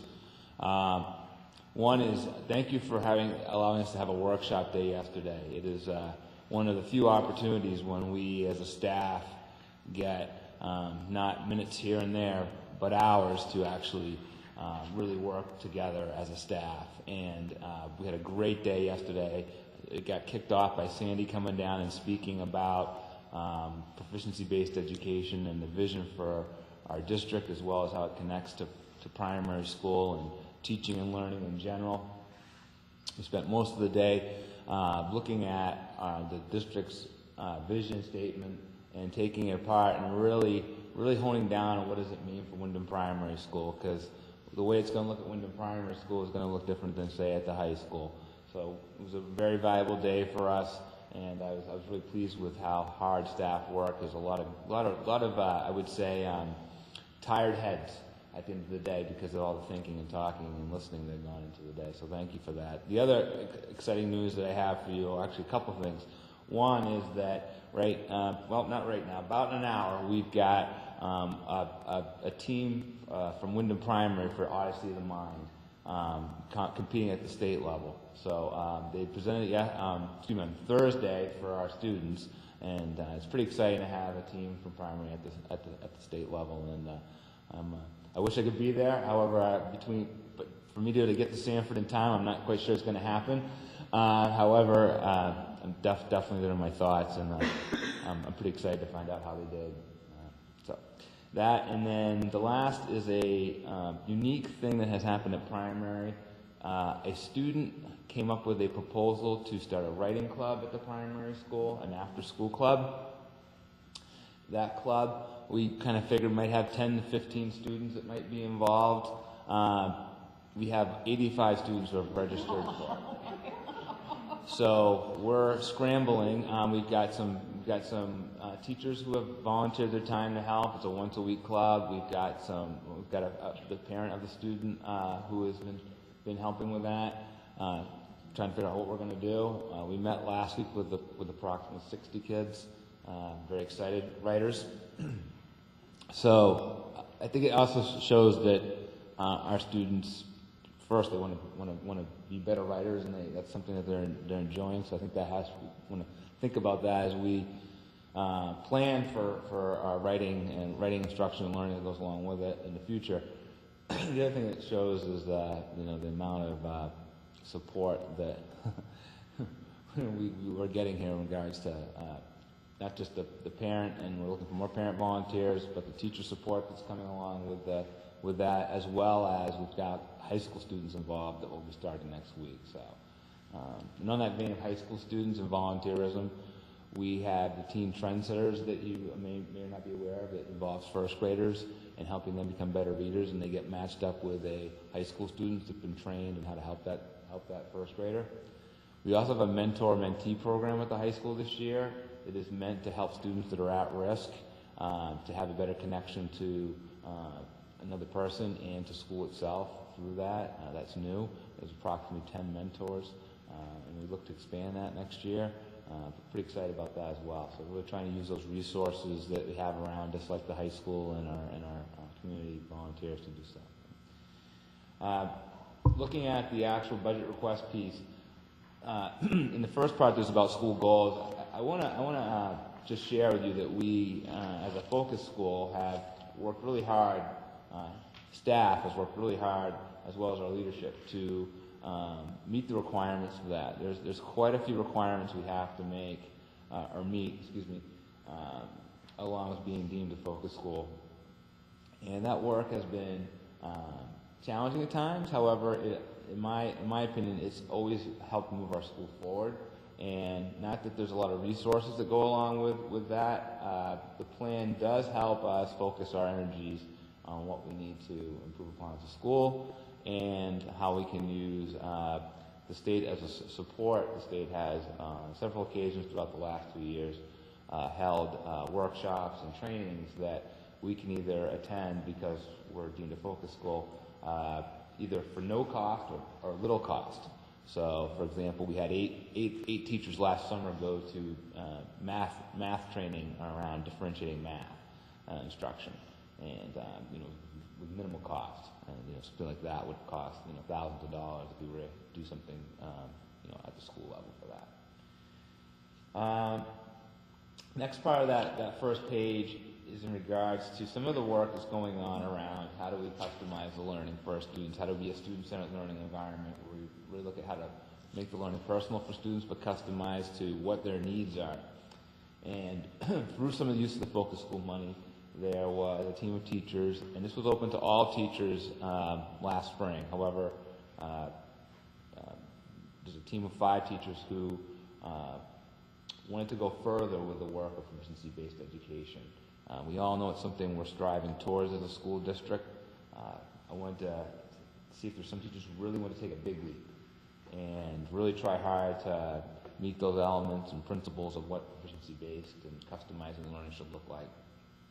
So with the support of some focus school monies, they met over the summer and put together a plan of how they would operate as a grade 2 and 3 team. They're in a house. They've often been mislabeled as a pilot team. They're not a pilot. When you think of a pilot usually means that you're trying something out and then you're going to fully implement later. I would call them more of an action research team, meaning they're doing a lot of great work with our students, and they're evaluating along the way what's working and what's not working.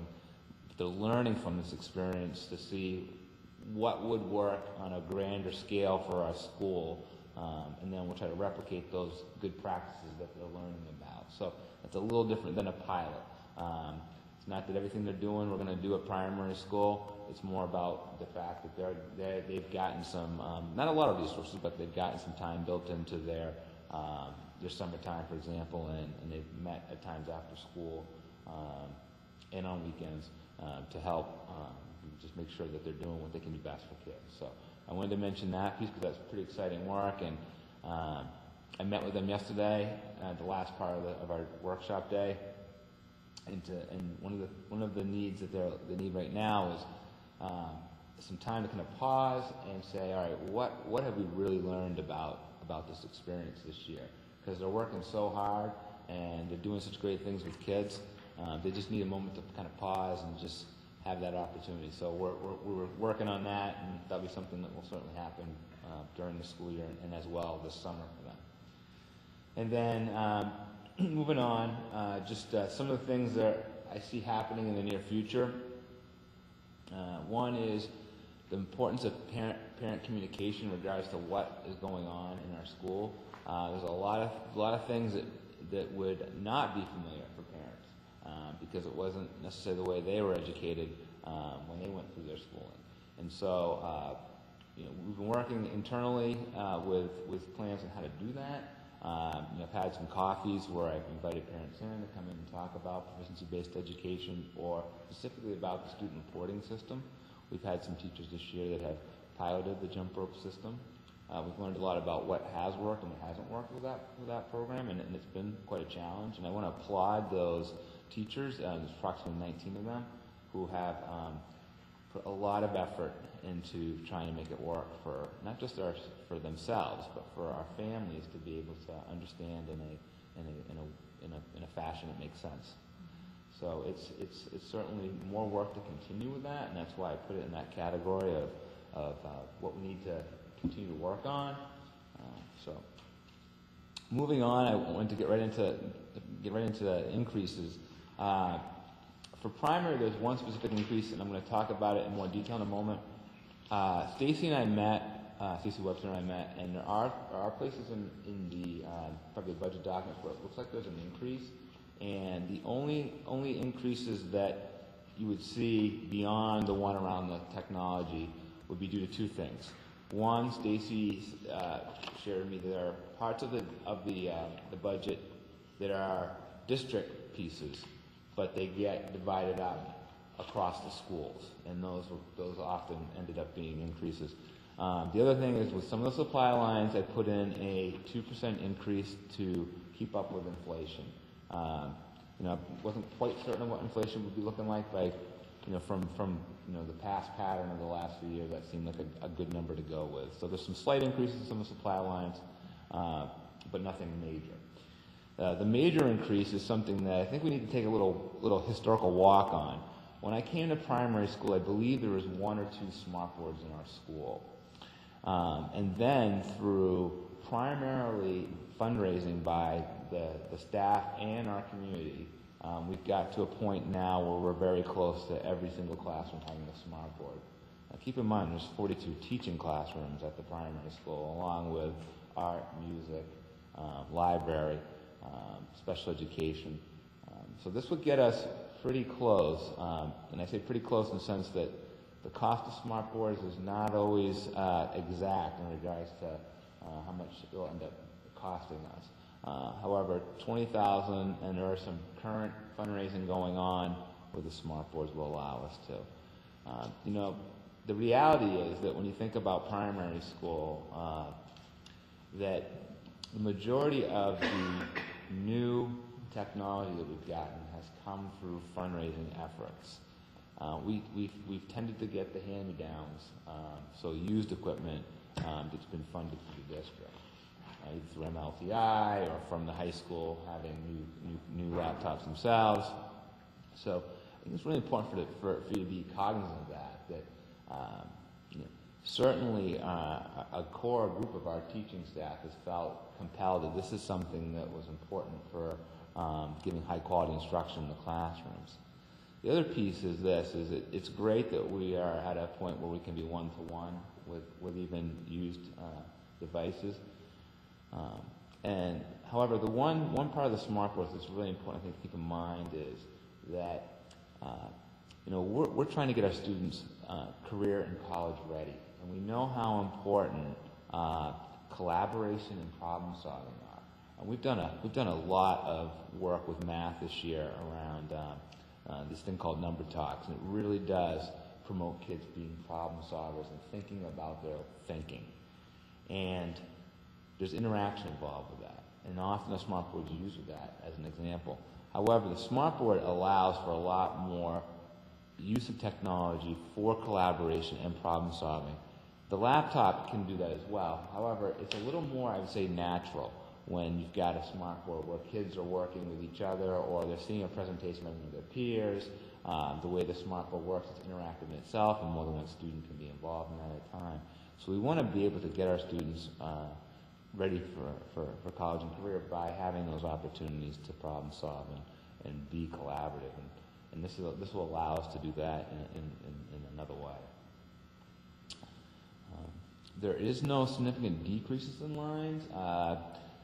Staffing is staying the same as it is currently. Marge, I know you kind of gave me a heads up. Regrettably, I don't have that actual sheet. I'd be glad to, if someone wants to let me borrow theirs, you know, help walk through it. But I'm sorry, I don't have that.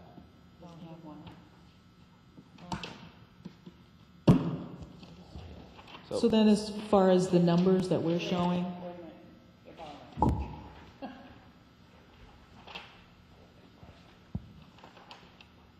just one last piece is really want to emphasize, and I'm repeating myself, really emphasize that the commitment of our staff to making technology part of what kids experience on a day-to-day basis and going above and beyond just putting them on a computer for the sake of putting them on a computer, but using it more and more, using our technology more and more for those things that we want our students to be able to practice and be able to do later in life. I was just noting the decrease in the student numbers, so I don't know if that's accurate, because I'm showing that's down by 41 students. It's not. That's not correct either? Last year's is not. I checked that out. You did, okay. Yeah, actually, Because we always look at the numbers, and that's why it's like, wow, that's a lot to be down for you. Yeah, actually, both numbers shown are incorrect. If you add up the numbers that are shown there, the previous year was 776, and adding up the numbers for next year, based on class sizes, is 766. So it's showing a decrease of 10, but I don't know which of these numbers is accurate. Yes, correct. The other piece is that there really is some moving targets here, and that's I always kind of cringe when someone asks me this time of year about, or I feel uncomfortable about, like, well, how many teachers at certain grades, or how much you're just expecting for enrollment. It's such a moving target. We've only had kindergarten screening registration going on for about a month, and so as we get close to the screening, which happens in the middle of April, the number becomes a little more secure. But even then, we always have students who register for kindergarten in the summertime, sometimes the day before school starts, and that number can increase quite a bit. I mean, we had just recently 30 students at a grade move in a few years ago, and that was the year I came in late August and asked for another teacher. Don't like to do that. Don't like that to happen. However, at that point, there was really no indication that was going to happen. There's benefits to being the size that we are. There's also some things that are challenges in regards to enrollment. Okay, now I'm going to ask you a question that you hate. You already said you don't like this. But as of right now, because I know it's very, very early on, but does the kindergarten registration pretty much line up with last year's at this time, do you think? Yes. The pre-registration, rather. Yeah, it's definitely not a significant increase in the rate compared to last year. It's similar. And we have done things too, Marge, just to kind of piggyback on that, because I believe it is important for the board to know. We have done things to try to, and it's not perfect, but try to encourage people to be registering early. Getting it online, not having them have to come into the office to get the information. It's a lot easier to pull it off a website than it is to mail them a packet. There's also costs that are involved that get diminished because of that too. We are trying to encourage people to register. They have an accurate count. Okay. So I have a two-part question. Sure. So first on the smart boards, which I think are a great learning tool. Do you, maybe this is more of a question for Sandy, do we know if RES also has smart boards in every classroom? Or? We don't. I talked to him. And then this is more of a question for the board. Seeing this presented, school by school, begs the question for me, how are we making sure that when we look at a first grader across the district, that whether you're a winning student or a reigning student, that you do have access to that same equipment? Workshop. Yeah. I guess I'd like some education so that Yeah. I feel bad Randy's gone because before you were on the board, this did come up. We've had this conversation multiple times when we've had Kyle, in fact, and Randy here at the same time. And and someone correct me if I'm wrong, but Randy's answer to this was that his staff prefers other means of teaching. I don't know. I never got into why, and maybe you might want to go visit him or talk to him and find out why. But I know he's just has expressed that he is not a big. He doesn't feel that is necessarily the best way to go for his students and his teachers. That was based on staff feedback. Right. I would ask him about that, and he said the staff has not requested those. So it wasn't a matter of inequity or not making sure. It was that they preferred to not have them. Yeah, I guess. It's odd, I know, but. Yeah, I think as a district, I still feel like we have some responsibility to just understand what the differences are. Right. We have some. Well, it kind of speaks to what and it was a decision Raymond's part not to take the old netbooks.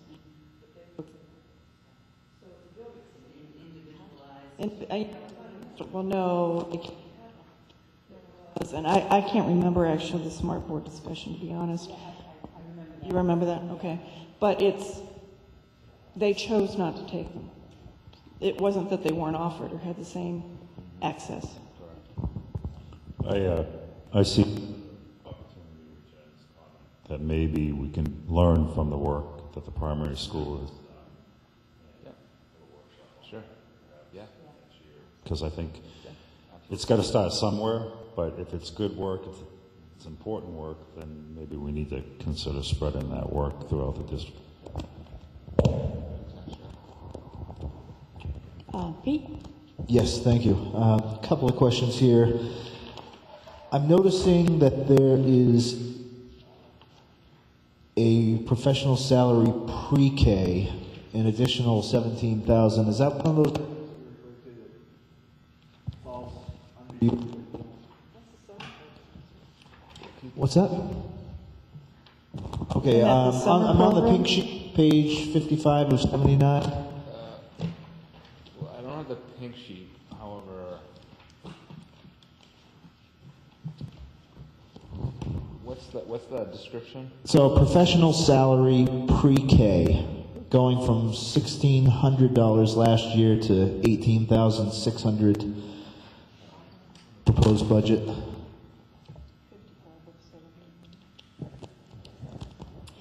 You know what, I think we can probably,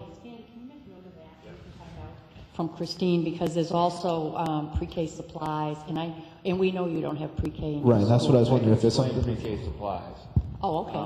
Peter, I apologize, but in my book, I'm not finding that description. You don't have these pages, and that's the other thing, can we make sure that next year that the presenters have the same information we have? Thank you. Isn't this, what did you call it, Jump Start, Jen? I can It's the Jump Start. Yeah, that would be my guess. My guess would I be think if so, we're too. talking that amount of money, there's teachers that are hired, and I believe even like assistants, or there's more than one per room. That must be covering that. That's sorry. I apologize. I don't have it in the book here. At least I haven't seen it yet. The pre-K supplies I can explain. That's for kindergarten registration, because there are supplies that go along with that. There's copying that needs to be done. There's some type of things like, just office stuff that you need to make sure that you can have everything for the registration process. So. Sandy, could you just check whether some of the pre-K Jumpstart is in his budget, but some is in Christine, or whether it's all in one place, what the deal is? I do see it now, Pete. It is in my book. It's on my book. It's page 172. So. Okay. But that would be my guess, and it may have been in prior years put all at the central office level, and then because it's involving more than one school, because kids from Raymond and Wyndham can go to Jumpstart, my guess would be this year was divided up with the new coding system we got there. All right. So sorry, I didn't catch that. No worries. And then the other question that I had is surrounding the smart boards, because obviously we have the initial costs to acquire them, but then I'm thinking down the road, looking at replacement. Do we have any idea what kind of useful life to have? What's risks of obsolescence or anything like that? Can you talk to us a little bit about that? Well, I can speak anecdotally. Bob Hickey might be able to tell you more about their expected life. However, in the time I've been there, we've been buying the last 7 years smart boards. We haven't had any major issues. There's been times when there's been need to buy certain parts, but not a complete replacement of a smart board in 7 years.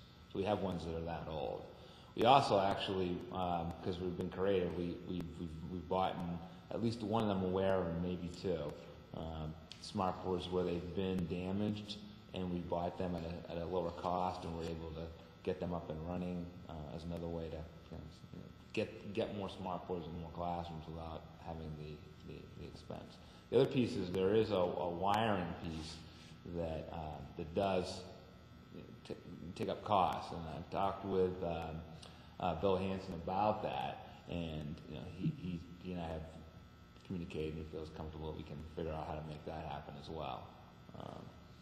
There's a projector in every teaching classroom as well, so that cost has already happened, because you need a projector to go along with the smart board itself. So we've got that piece already taken care of. On noon monitors, you don't have the pink pages, so on page 163 of on page 162 of 236 on the pink pages, it's page 52 of 79. Yeah. You've been pretty level, and then this year it's quite a big jump, another $8,000 for the new monitor. Yeah, and when I Well, I was wondering actually if this was supposed to be in Manchester, because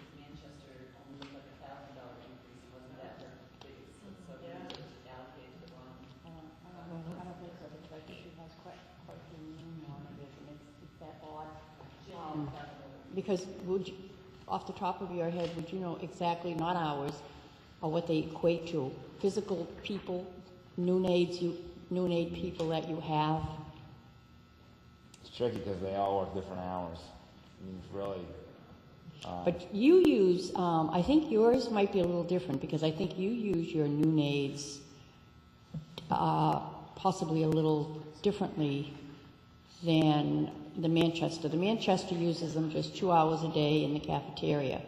Now, I think your noon aides move around, so they're like in the library, they're in the office, they're wherever.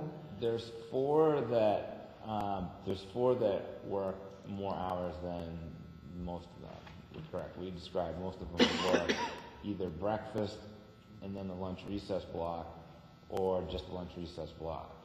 Then there's ones that between breakfast and lunch and recess work that entire time. So they're doing a lot of the preparation work for teachers. And then, yeah, sometimes it's coverage as well for places in the building, such as like it could be a library class, would be an example of that. Or if we get a teacher who's needs, for a medical reason, to be out of the room, they'll cover something like that. But to your, and I just want to make sure I'm understanding this, but to your knowledge, you are not hiring a new one, No. and you are not giving anybody else extra hours. That's correct. So can we find out just, okay. Yeah. I mean, I know. I don't Okay, remember the great. I don't want details. to beat it to death. I don't know the details, but when I asked Stacy about anytime I saw a large increase, she said that just has to do with the way it's being divided up across the schools this year. Okay. However, no, there are not any new hires in regards to or expansion of new monitors. Yeah. Okay. And I could take a guess, however. No, that's okay. We'll find out. Yeah, sorry. I know. One of I those. can assure you, though, there's not any new hires going on. Good. Just because I'm curious, and I'm sure you know, what does a smart board cost? Approximately $1,500 to $2,000.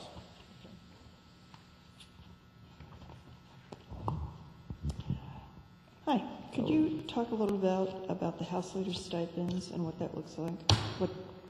Like how many people and? I'm on Yeah, page because I asked Stacy about that one 169. too. You That did? one was confusing for me, and because I said it appears twice, and it looks like a significant increase. And she said that's because in that pot, there are district-wide stipends that are then charged out to each school. So, for example, there's certification committee members. There are district-wide certification committee members. So part of that comes and is put in the primary budget.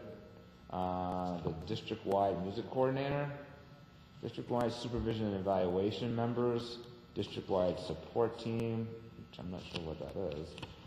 And then there are parts that are specific to primary, house leader, and webmaster. So it's kind of tricky to tell you what that all means. I will say this, that I believe it's approximately 2% of all stipends. There's an increase of 2% across the board for stipends. So it's going to be an increase anyways. Sandy, just because I'm not totally clear, could you find out what stipends are prorated across all the buildings? Thank you. Yeah, at least for that line, because I asked specifically Stacy about that. Yeah. The ones I just listed off were the ones that were included in that stipend. So it's not a position; it's a group of positions. I guess I'm starting to get, and I know this is new, what's prorated, what's not. The cost center is becoming a little muddied for me. Well, I think the other part too is when you think about primary, we're a K3, and the way the state does the tracking is K2 and then 3, 5. So a lot of times lines appear, the description of the line appears twice because you got to kind of divide up how much goes K2, how much goes for just grade 3, and then if it's a district thing, it's 3, 5. So there's that it's confusing as well. Like, for example, we have 2 general supply lines, So, it's because you gotta figure out which is, or divide up K2 and then third grade. And certainly I don't make those rules. Yeah, why would you? Yeah, No. because it's confusing. Also, if you could also find that out about well, they've got it as temporary employee salary, and I guess that's subs, because I think a comment was made by another administrator that there was no change, and, is that just spread out, or do they give them a certain increase every year, or, I mean, so that's, if we could get an explanation on that, too. Does anybody else have anything? Just a question when I'm looking at your cover sheet Sure. here. Yeah. And under administrator, you are the administrator, but then there's a level beneath you. Correct. Yes. Where do they appear? Are they in the teacher line, or? Part of their salaries are in the teacher lines because they have teacher duties. Right. The part that's in the administrative side, it might take me a minute to find that.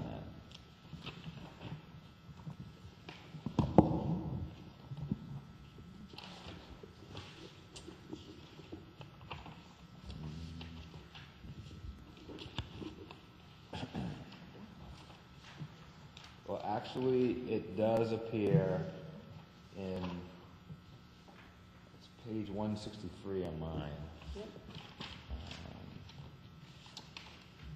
It's the administrator salary line. It's the version 3 I have here. It's 190,000 total. So that's you and the other Yeah. folks? Right. Yeah. The So you look. portion that is administrative. Correct. Yes. And the portion that isn't is in teaching. Right. Correct. Yes. Yeah. Yeah. And you can see that's a 2% increase from prior years. How many people are we talking? There's 4 people on the leadership team besides myself and myself, so a total of 5.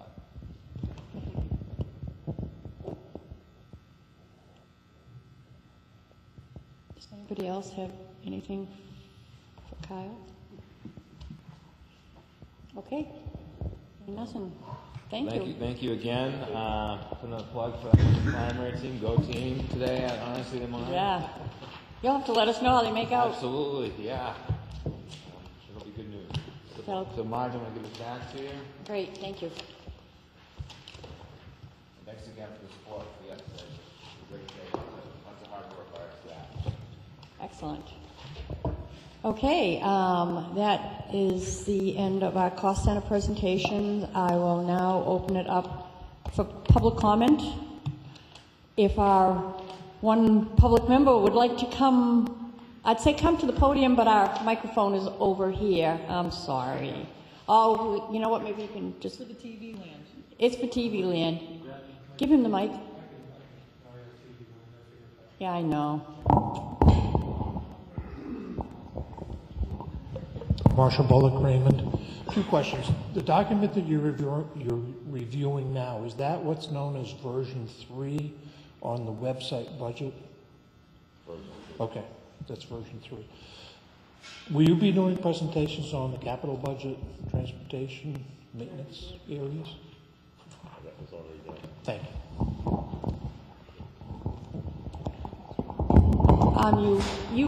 You should be able to. Oh, okay, great. Okay. Yeah, and for the public, it's good to know that you can find all of the presentations on our website, and you can find the full budget documentation on there under. Comment I forgot, sorry. For what? For the budget.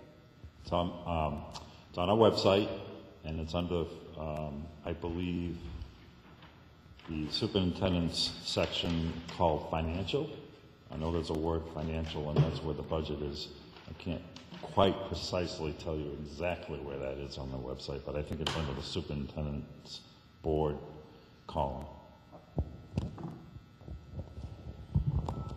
You know, is it possible, like on the homepage, to have a link that goes directly to that? Because it seems cumbersome. to me for the public to find it.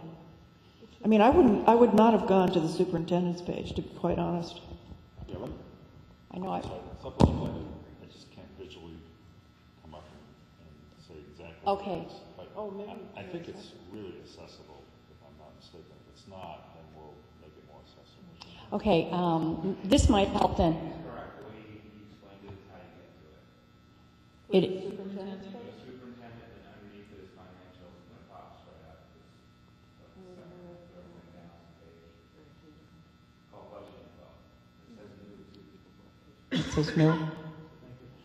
I've never had any complaints that they can't find it, but I could put it on Twitter, guys, too. Well, that seems to make sense, though. Yeah. It's under yours, and under financial, that makes sense.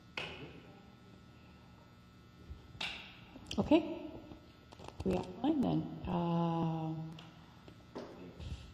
Any comments from seeing none? Okay, we are adjourned. Thank you.